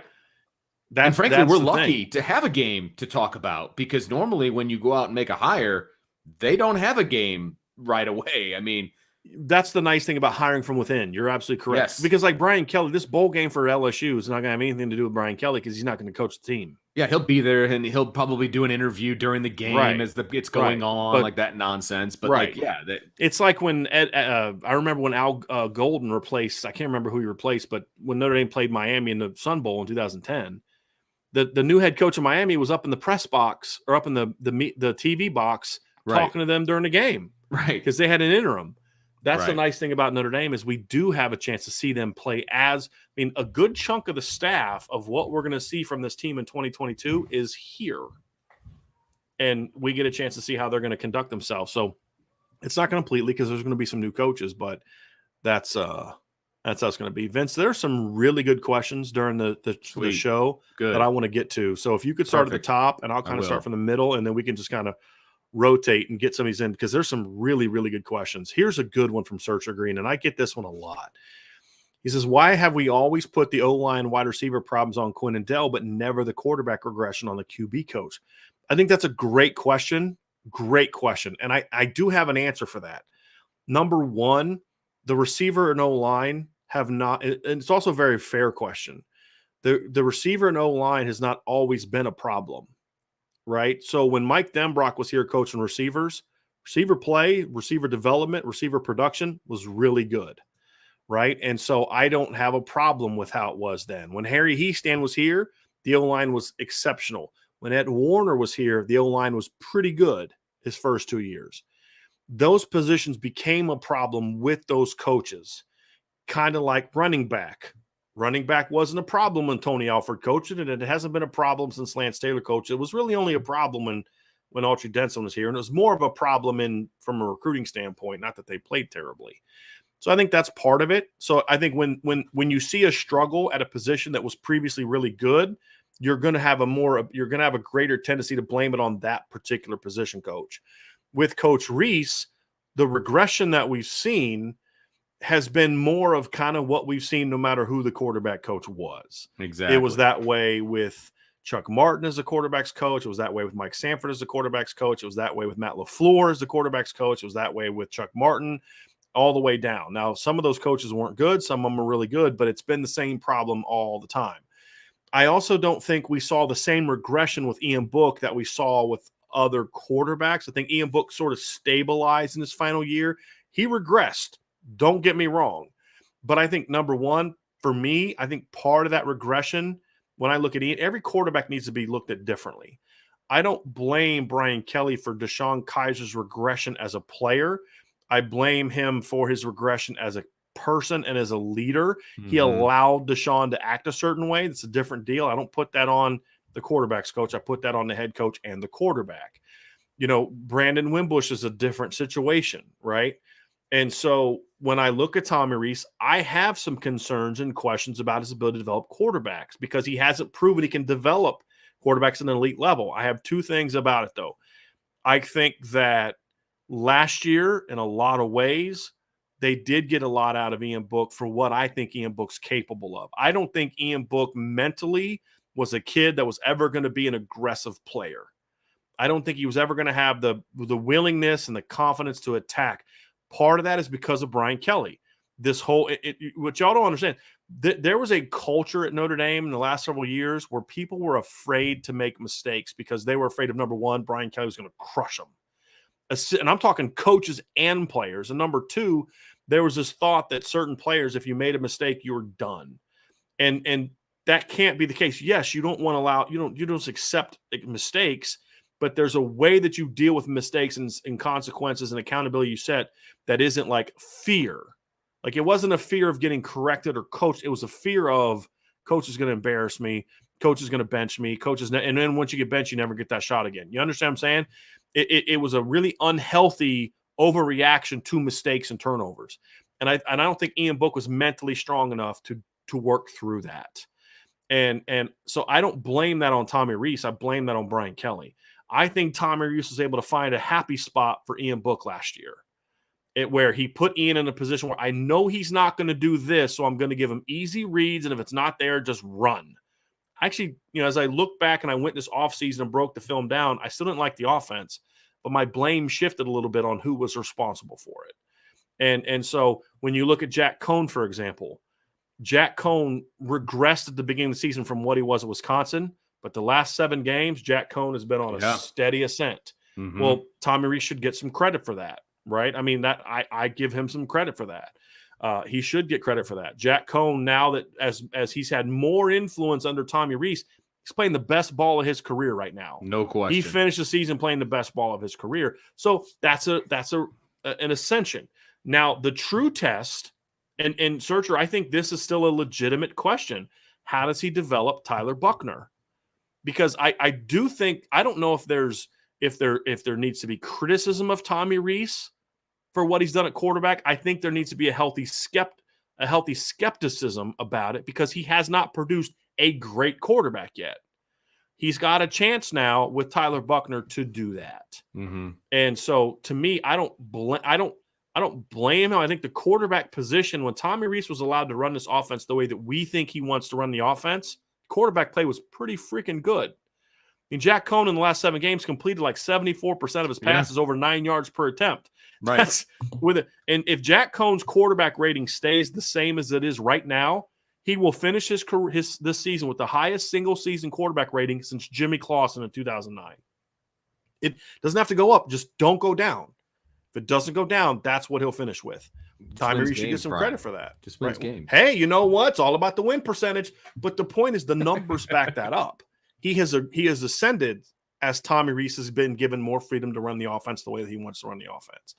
And so that's why there's a contrast of what we've seen, and now we have to find out moving forward of what is the real Tommy Rees quarterback potential. That's why I'm more open to seeing Tommy develop. Now, if this problem continues and Tyler doesn't develop next year, then I will start asking questions about Tommy Rees's ability to develop quarterbacks. But right now, I've seen enough to say, okay, I'm really looking forward to seeing what kind of culture he develops on offense. That's more important to me than play calls and game plans and scheme and philosophy. What kind of culture do you create? Because the culture on offense the last several years has been unhealthy. And it's because of Brian Kelly. Does Tommy Rees, can he fix that or not? That's going to be the biggest challenge for him, more than play calling and quarterback and all this other kind of stuff. Because if he fixes that, then I think the other stuff takes care of itself. But the question is very, very fair. Joshua is checking back in from the weekend. He says, canceled that gym membership and used the money to buy me, my dad, and my best friend IB memberships. Vince and Brian, more excited to see Rees unleashed. That's kind of a tongue twister against OSU or Freeman at the helm for the game. Okay, I'm just looking here. Okay, it does look like Josh signed up. Make sure that you put your money where your mouth is, buddy. He did sign up. I just found it. That's funny. Yes, it's for me. It's Freeman. Like I'm excited to see, what he does as the head coach, how he handles things. What is the delineation of responsibility? All of that stuff. because I don't, Reese Unleashed is all fantastic and it's all well and good. And we've kind of talked about it a little bit. I'm just not anticipating seeing anything, crazy in the first game. So it's more like I'm going to this game because I want to see Freeman. You know what I mean? Like that's why I'm there. So, well, Pat and I said, hey, Vince, I want to send you to the game. All right. I'll pay for it. Okay. Yeah. I'm sorry. I'm kidding. I know. To me, Josh, to answer your question, I think the first is a byproduct of the second. I don't think these teams this isn't an or. To me, Freeman at the helm of the game is going to impact what we see from Reese Unleashed, right? If Reese is unleashed, that says a lot about, in my opinion, Marcus Freeman's as a head coach and helping develop that, enhance that culture and putting Tommy Reese in a position where he is going to be able to go out and do things. Because like another question we had, Jeff DeMunk asked, Brian, do you think Freeman trusts Reese because his defense ran against him every day in practice? Thanks, and Merry Christmas. Merry Christmas to you as well, Jeff. But if you could bring Josh's question back up, Vince, if you're able to. I can go back up. The thing about it to me is yes, I do think that Tommy Reese and Marcus Freeman are two competitive guys that have battled in practice. Defense has won a lot more than the offense, but the offense has shown him some things. And I do think there's this confidence in him that, hey, if you give this guy an opportunity to do certain things because Marcus Freeman is going to know what Tommy Reese likes, because I've been told that they do a lot of throwing ideas off each other. I don't know how true that is, but that's what I've been told. And I'm not being told that now, but I was told that before, during the summer. And so I do think there's a competitiveness there that it's like, I can go to battle with that guy because that's a competitive dude. And I think he's got the mind that if we can, and I think that's the genesis of their relationship in the first place, right? I mean, that's why they trust each other so much. Right, exactly. And that's why Tommy Reese, part of the reason Tommy Reese stayed. So I think Reese Unleashed says a lot about Freeman at the helm. And so I don't think it's an or. I'm excited to see both because I think the first is going to be a byproduct of the latter, of the second, right? Sure. And that's what I'm looking forward to very much. Alex is on vacation, and he says, I'm getting a lot of Go Irish at Disney World. Love that. I hope it's because you got the IB gear on. Like that's. I doubt that they're saying Go Irish if he's got IB gear on, but that'd be pretty awesome. A guy can dream. A guy can dream. That's right. That's right. Obviously, I'm towards the top, so a lot of Slovis questions. We covered that at the beginning, so not going to bring those up. Here we go. Matthew has a good one. He says, which player is most important to recruit, to re-recruit to come back next year? I would have said Foskey earlier this year, but think they may have changed with their wide receiver deficiencies. Oh, to me, it's not one guy. I think it's a package deal. It's the two D linemen. And look, you got to bring Kevin Austin back, right? But I look at it as if you lose Kevin Austin, that's a bummer.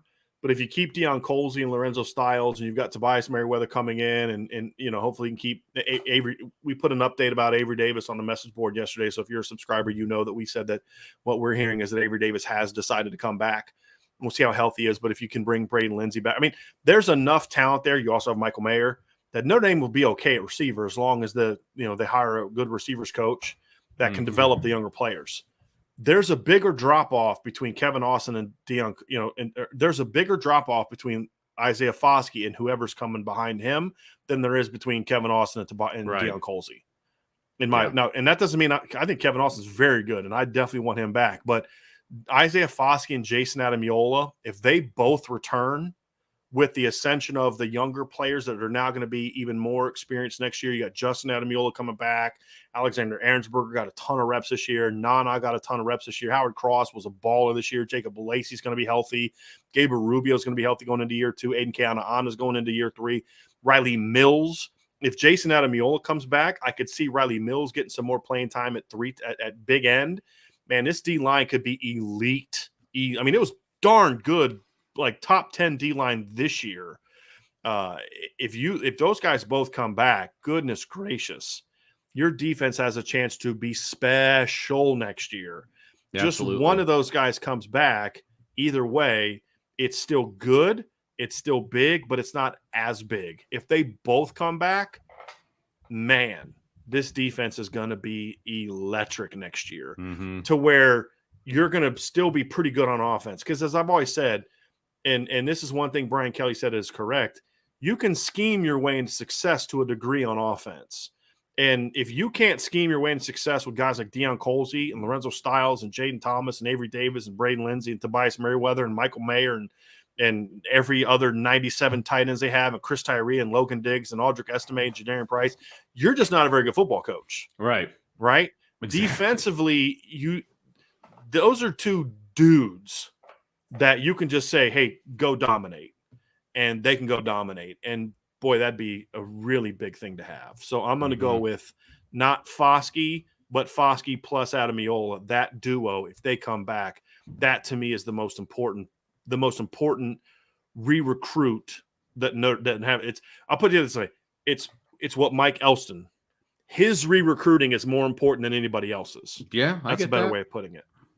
I'm gonna throw a compliment up here because I'm like the kids at Notre Dame. I like to hear the good stuff. Bill Weber, thank you very much. He says I read Irish Illustrated during the 80s and 90s, then followed ND Nation. And that's his not mine. But Irish Breakdown is the best source of Irish info and analysis I've ever seen by far. Bill, welcome to the family, man. Appreciate you being here. Thank you for the kind words. Yeah, absolutely. Bang 1801 had a comment that I think also factors into the quarterback thing. Yeah. This is big, and I didn't really address this time. And so I'm glad he said it. He says, we now have one guy working with the quarterbacks, not like 6 different guys in his ears. That is such a great point, Bang. And that is important. And that's kind of why I've said I've kind of a lot of times put the blame more on the head coach. Because if you watch games, Vince, and you see it live, you're there watching it live. I see it on TV. Mm-hmm. And then when I'm live, I see it too. The first person to be in a quarterback's ear after every single series was Brian Kelly. Yes. I think Marcus Freeman will be the first person to greet the quarterbacks, but it's going to be more of a pat on the butt, like a head coach should do, not like a getting in his face and just barking at him right away. Like I hated it as a player. Like, look, can I go back to the bench and sit down and grab a water first before you start like getting in my face? You know what I mean? That's going to be different. Now it's like the quarterback can go back to the huddle, get a water, put the headphones on, then engage with Coach Reese. So you have a minute to kind of think about what just happened. Like, hey, man, I just made a tackle on an interception I just threw. Can you give me 5 seconds to process it, please, before you get in my face and your little, purple face thing and, yelling at me from a foot below me? You know what I mean? Like, just give me a second. Was that a knock on short guys? That was a knock on Brian Kelly. Okay. All right. Just checking. So, yes. Yes, and he is vertically challenged. Yes, he is. And I know I feel the pain.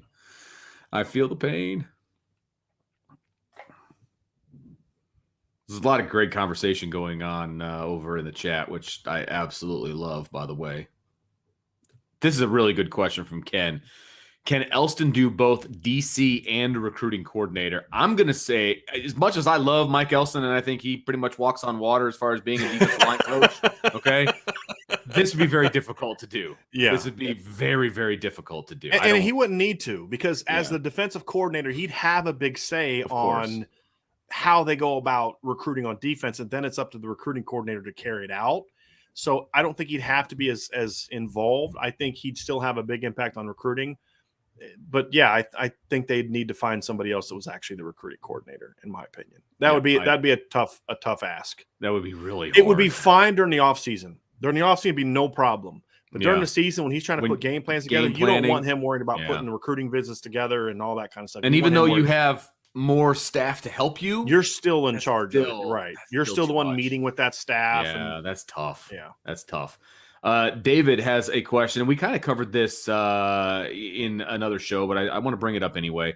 Brian and Vince, this again from David. He says, I see where Mac Markway decommitted from Florida. We were runner-up for him. Should Reese and McNulty go after him hard? Yeah, and then we had another Cupcake Banana. We haven't seen her in a while, Vince. She had a question about this too. She's back. And she asked about this. I personally would not go after him. The same reason I didn't want them to go after him in the first place. He is a really big dominating physical presence at the high school level. he plays a style of football that I don't think necessarily excites me. And I think he's very limited as a pass catcher. And for me, I look at the tight ends that they have already in the class. Cooper Flanagan from De La Salle, he is a big, potentially really dominant blocking player too, but he's a much better pass game threat. I think Mac Markway is one of those guys. It's just so physically advanced than most people his age. I mean, he's a big, strong, muscular kid. I don't think there's a lot of growth there as a tight end. Projection is so important to me. You've already got Cooper Flanagan. You've signed 2 tight ends each of the last 2 years, right? I don't think you need 2 tight ends in this class. You want to take 2 tight ends, which means the second tight end needs to be a dude. And I know Mac Markway is highly ranked, but I don't think he's a dude. A dude is Deuce Robinson. A dude is Jackson Howard. Mac Markway is a nice player, but with Cooper Flanagan already in the class, I'm not making a run at Mac Markway. That would not give me a whole lot of diversity in my my tight end room, and I just, that's just, to me, that doesn't move the needle. That's fair. No, got a couple. Yeah, it just doesn't move the needle for me, Vince. And no, I'm tight with you. end. You don't need the same now. guy. You're bringing in dudes. Yeah, you don't need the same guy. You need complementary guys. We talked about that in our recruiting shows. I think a lot of people are excited about Mac Markway because he's highly ranked, and I get that. But I don't see it. Corey D with a super chat. I know I often ask questions that don't have anything to do with themes you're discussing, but are you hearing anything about? I love how he says that. He's like, and I'm going to do it again. Yeah, I'm going to do it anyway. I'm sorry, but I'm still doing it. Great. Thanks, Corey. I appreciate that. Are you hearing anything about Dell getting let go? I have not heard anything one way or the other, which has led me to believe that there's a chance he's going to get brought back. Like with Coach Quinn, I've been clear for 2 weeks. He's not coming back. Right. Like it's known. I haven't heard that about Coach Alexander, which makes me think either A, Coach Freeman hasn't decided, or B, he's going to be brought back. As far as I know, as of yesterday, I didn't have a good source that had told me, yeah, it's definitely coming back. Now, has Coach Freeman had some conversations with other receivers coaches? I've heard that he has, not a lot, and so not enough to make me feel good about that happening. Right. So I honestly don't have good intel on that, and if I get some, I promise you I'll put it on the board for sure. Mm-hmm. But I honestly haven't heard anything good about that. Jim D. Mateus put a couple of these super stickers up. Jim, he came up during the rant, so he must have really been digging that rant. So I certainly appreciate that. Paul Hamilton with a super chat. As the resident IB Nation Tyler Buckner biggest fan, bringing in Keaton Slovis is a terrible idea. Keep killing with great content, Brian and Vince. We will, and it would have been a bad idea because Keaton wants to be a starter, which is why that I'm told it was one conversation, and that was it. There's nothing wrong with that.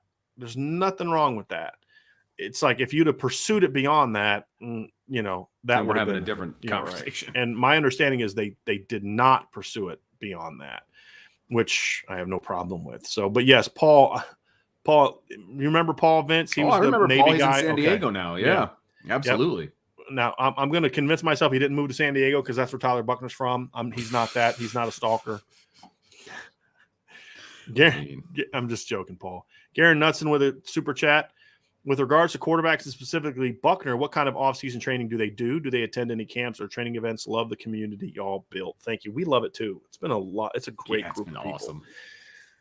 So it's going to be a couple different things. Every quarterback nowadays has like their own personal trainer. Yeah. What you have to make sure is that you have a trainer that is kind of building on you want them to communicate with your coaches, right? They got to be on the same page. They can't be teaching stuff that's opposite because there's been quarterbacks in the past where that was not the case. Like I am not sending my kid out to work with George Whitfield. Right. Nope, not happening. That was the one I was referring to. Yep. So I mean, there is that notion of make sure that they're teaching it. A lot of these kids will go like Drew Pine. I think last year was like the Manning camp. I believe he was one of the quarterbacks at the Manning camp, and they'll get instruction from the Mannings down there. So you do that. You're working out with your personal QB coach. It's a lot of footwork, a lot of drills. Make sure your conditioning is where it needs to be. Sure. Then at the offseason, there's also a lot of film work that you can do. Now it's so great nowadays because like when I was coaching, I mean, goodness gracious, when the quarterbacks went home over the summer, we either had to make copies of games for them and send, here's your stack of VHS tapes, and you watch the games and all that. Now it's like it's all on your computer. Right. Wherever you are, you can watch film. Yep. There's things you can do now with Zoom where you can kind of meet, you can kind of talk, you can kind of engage with your teammates, your receivers. Like, so that was the best thing to come out of the pandemic. The use of, people were using it, and but technology too is like, it's like before, it's like, if I'm in California, if I'm Tyler Buckner and I'm in San Diego, Deion Colsey's in Georgia, Lorenzo Styles is in Ohio, Kevin Austin's in Florida, Avery Davis is in Texas. Like, okay, we can't meet. I got to fly dudes out. Now it's like, hey, we're in a Zoom call. Hey, how'd everybody do that? Hey, let's pop some film in, right? Doing my screen share. Let's go through this. And you're talking. That stuff is so great. That needs to be happening. Yeah. And I would imagine it is happening. You can jump on the thing with your position coach. Hey, coach, man, I've been watching this film. Walk me through this read. There's things you can do there. So that's really a lot of it is. It's footwork, conditioning, making sure you're staying sharp, and then you find times where maybe you guys, hey, let's all meet back in South Bend in the middle of July, or hey, everybody come out to my house, and my mom will put you up, we'll feed you guys, and work out for a couple weeks. Got to get out here. Yeah, there's all that kind of stuff. So those are things that they do, and then of course the nice thing too nowadays is like at the D3 level, it used to be this way at the Division I level. It's like, okay, everybody report back for camp. At the end of May, it's like, see y'all in August. Now they report for summer school. So they're coming back in like June, July, and they've got like a whole month and a half of summer school where they're back on campus. They're working out. They're doing 7-on-7s together. They're doing 1-on-1s together. They're doing film together. They're working so much better now, a lot of times, which is why younger players are able to develop faster now than they used to, because there's just so much more opportunity for them to learn and develop and grow now than what they're used to be. We had another question too from Matt D. Make a comment. He said, Chad Bowden could be the recruiting guy. To me, I think the arrival of the recruiting coordinators on offense and defense makes this whole operation better. There does still need to be a recruiting guy that makes sure everybody's working towards the same thing. Because what can happen is, like, let's say they're like, we don't need a recruiting coordinator. We got Chad for defense, got Dre for offense. Well, Dre and Chad are then going to have to make sure they're communicating. And then it's like, well, here's what we need. Here's what you need. And then there could potentially be like there still needs to be somebody, and it doesn't have to be a coach. That's true. It doesn't have to be a coach. Now, there needs to be coach representatives in some of those meetings, but as long as, it's you hire somebody that I know and trust to make sure that we all understand, hey, here's the direction that Coach Freeman said. Because what happens is, and Mike Gundy addressed this in his Fiesta Bowl press conference, I asked him about, look, you made a concerted effort. They didn't just all of a sudden become a great defense. They just got lucky. This has been something that they've been working on. He talked about how they took 2 scholarships a year away from the offense and put them towards the defense. Yeah. And recruiting. So now we've got more athletes. We got athleticism. We've got our defensive coaches can now do certain things. We have better depth. And he really explained it in a great way to where it's like we made a concerted effort. And part of that was our recruiting shift is going to focus is going to shift. Our recruiting focus is going to shift. I said that all backwards. I'm like speaking dyslexically now. And it was about, it's a shift in how you build your roster, because you don't just go out and sign whoever you want. We want at least this many of this. We need this many of that. We can only allot certain number of scholarships to this position because of where our current numbers are. We need to make sure we bring a lot over here because we're short on numbers there. There's a lot of that involved. And if you don't have this offense and defense working together, then you can get into some really weird situations. Like, for example, a few years ago, the receivers coach took a commitment from a guy that he was the only person that wanted him at the time. Nobody else was ready to take his commitment. And then he had to go apologize to the kid and embarrass the kid, which I felt terrible about. That's if you're not on the same page and everybody working towards the same goal, that's the kind of thing that can happen. And so that's why you do still need a recruiting coordinator that Chad and Dre would then sort of communicate through together. So that way it's not Chad fighting with Dre about this or Dre fighting with Chad about we need this. It's somebody else is saying, hey, that's what you have. Now go get it done. Right. And then they can coordinate those efforts within that framework. So I think there still does need to be that guy. I just don't think it has to be a coach, a position coach. And that's a new thing. Like, that's a new possibility that really didn't exist, 10, 20 years ago. Right. I mean, and I think that's a really good point. I've got one here from Real Sports Talk with Alex. He says, even though Kyron and Kyle are sitting out, do they attend the bowl game? Marcus Freeman basically said it publicly. He said, look, they're going to be treated like any other former player. Right. They can come and they can get sideline passes, et cetera, but they're not going to be with the team, like traveling with the Which team. confirmed the report we put out exactly on Irish Breakdown before all that came out, right, about how they weren't going to be with the team during bowl prep. Right. They're not going down there with the team. They're not going to be down down in Phoenix with the team. They are want to come to the players game now. They can come to the game. And I love how he said that. Like, we'll treat them like every other former player. He's very clear about that. Yeah. Which was awesome. That's not a knock on them. It's just, look, this is what we have to do. Like, and that's you chose not to play. That's fine. I respect that. But you can't just be lingering around every day at practice. Right. Now I have said I would have liked to have seen a role where maybe you got Kyle engaged. There could have been a role for that. But I also understand the desire to just say, hey guys, we appreciate you, but we got to move forward with the team that we have. I'm cool with it. I look, Kyle had a role on the sideline during the season because he was still part of the team. Right. And it is what it is. And he's literally, he said it on the Inside the Garage podcast. He's like, I'm leaving tomorrow or whatever to go to prep for the NFL draft. Like he is no longer physically in Indiana, so it is what it is. Bang 1801 said, love the show, but I hear you say bang and think, maybe I should have put a space. It's Ben G, my name and first letter of my last name. You don't have to put a space, just make it a capital G. So that's hilarious. So now I know it's Ben G. Oh my gosh. G. But that was funny. That's funny. His comment was still a great comment.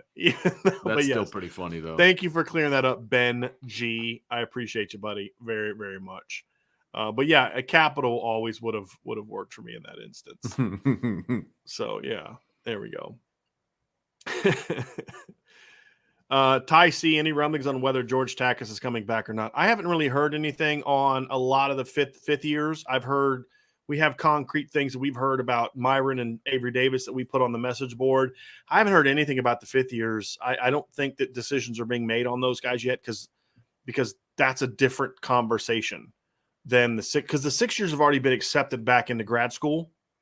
They're already there. It's they've already cleared that process.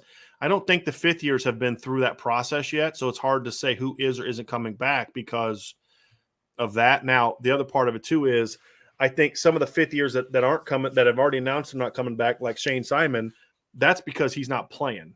Right. And so go answer it now. Because my understanding is Shane's still going to be around the team because he's still finishing. It's just once you put your name in the portal, it gets reported, so you need to be ahead of it.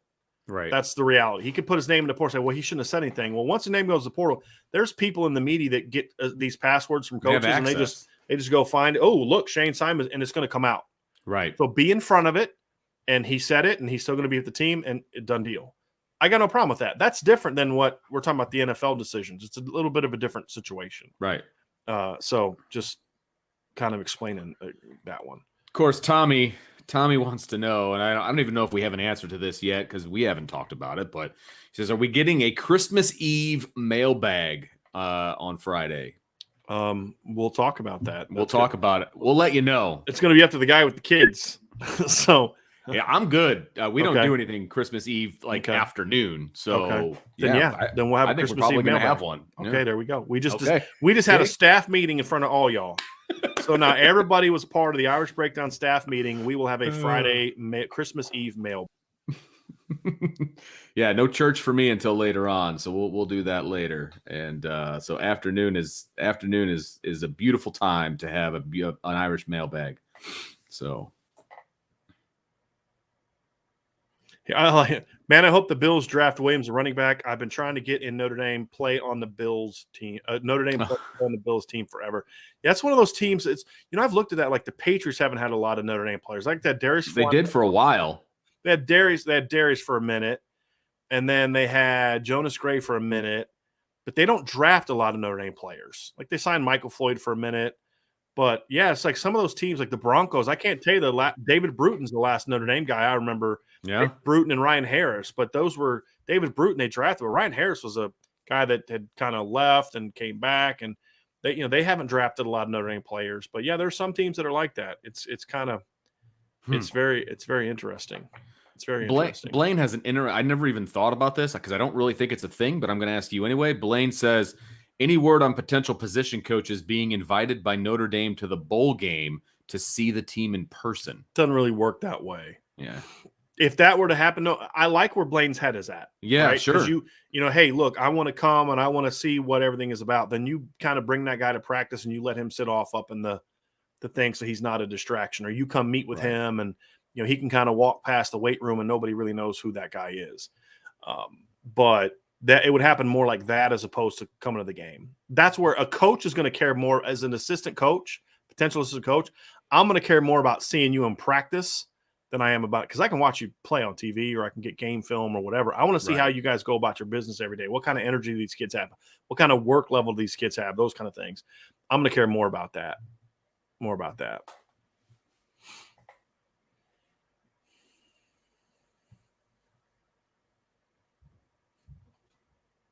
Oh, here's this.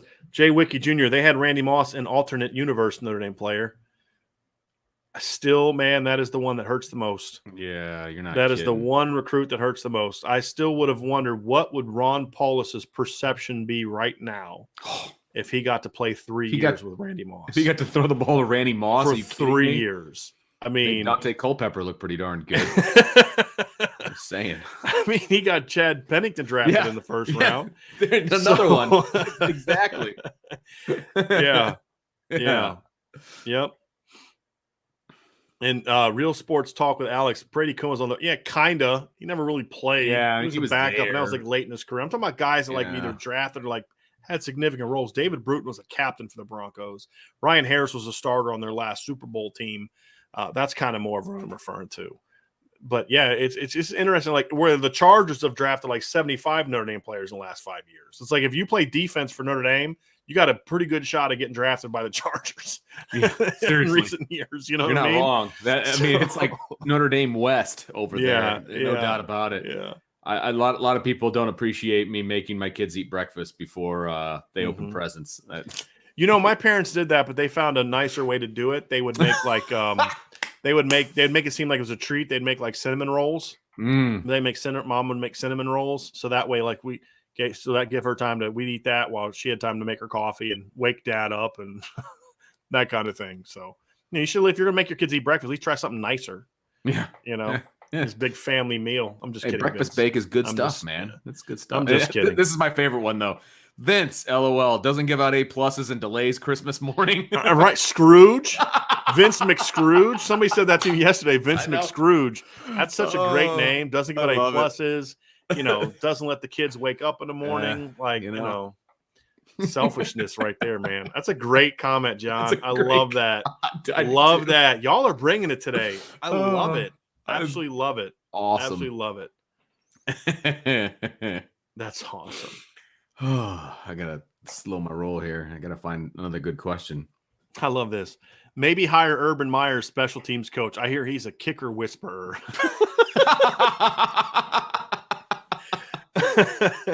Well, I want to talk about this just briefly. I love the report that he told all of his coaches that, they were terrible and he had better coaches at Bowling Green. That might be the case, but didn't you hire him? Right. What does that make you?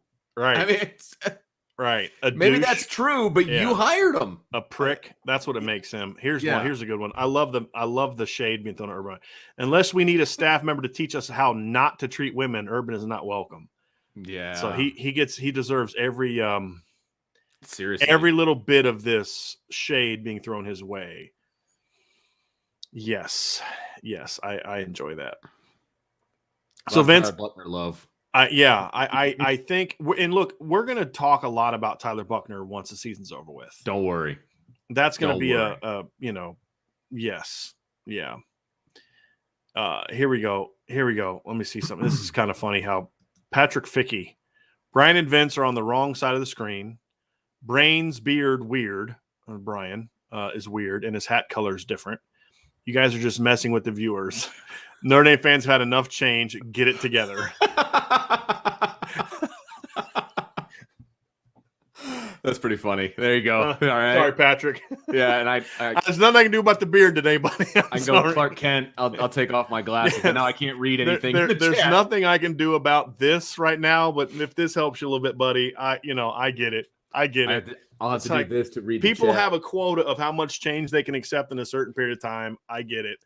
So, Patrick, this is for you. I'm gonna finish the show with this on. So, I appreciate it. Normally we have Vince on that side of the screen. Normally, I thought I'm usually over on the left. Yeah, but it's all good. Sometimes we mix it up.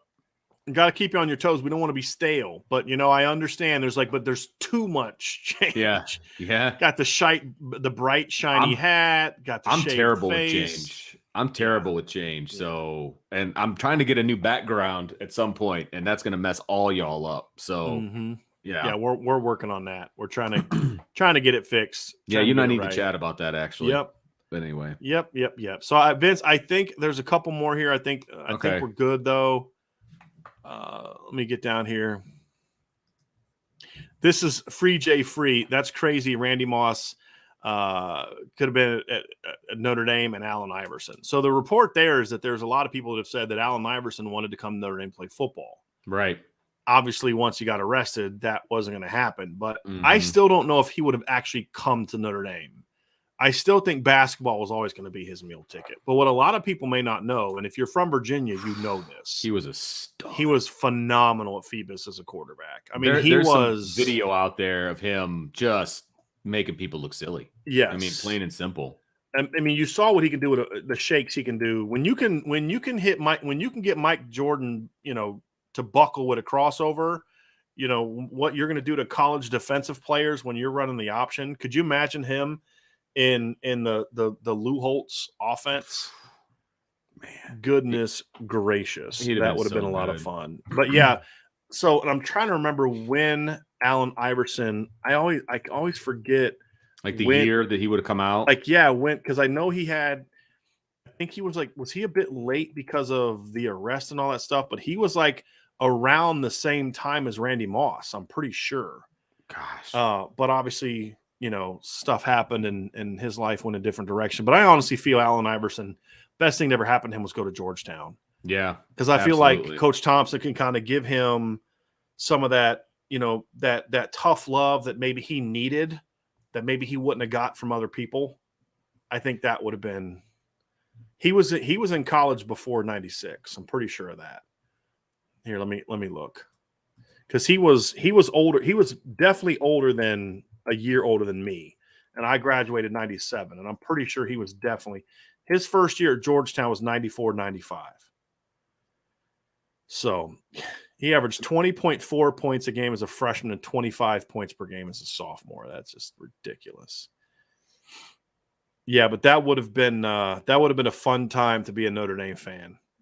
And again, it's like how would that have changed the future of Notre Dame football? Ron Paulus would be looked at differently. Lou Holtz, how does his tenure end? It probably ends with another title. Yeah, right. Ron Paulus would have been a legend if he was thrown to Randy Moss, unless he got beat out by Allen Iverson. You know what I mean? Good grief. So, yeah, here we go. Searcher Green said it was Scrooge McDario. I like Vince McScrooge a lot better.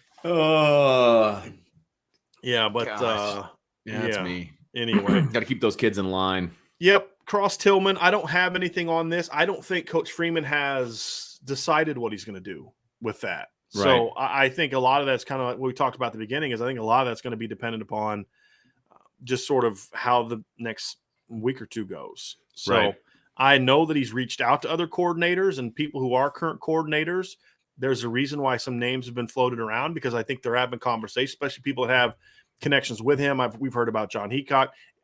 Is it John or Jim? Which one's the one that's still coaching? I think John's still coaching, right? Jim is retired.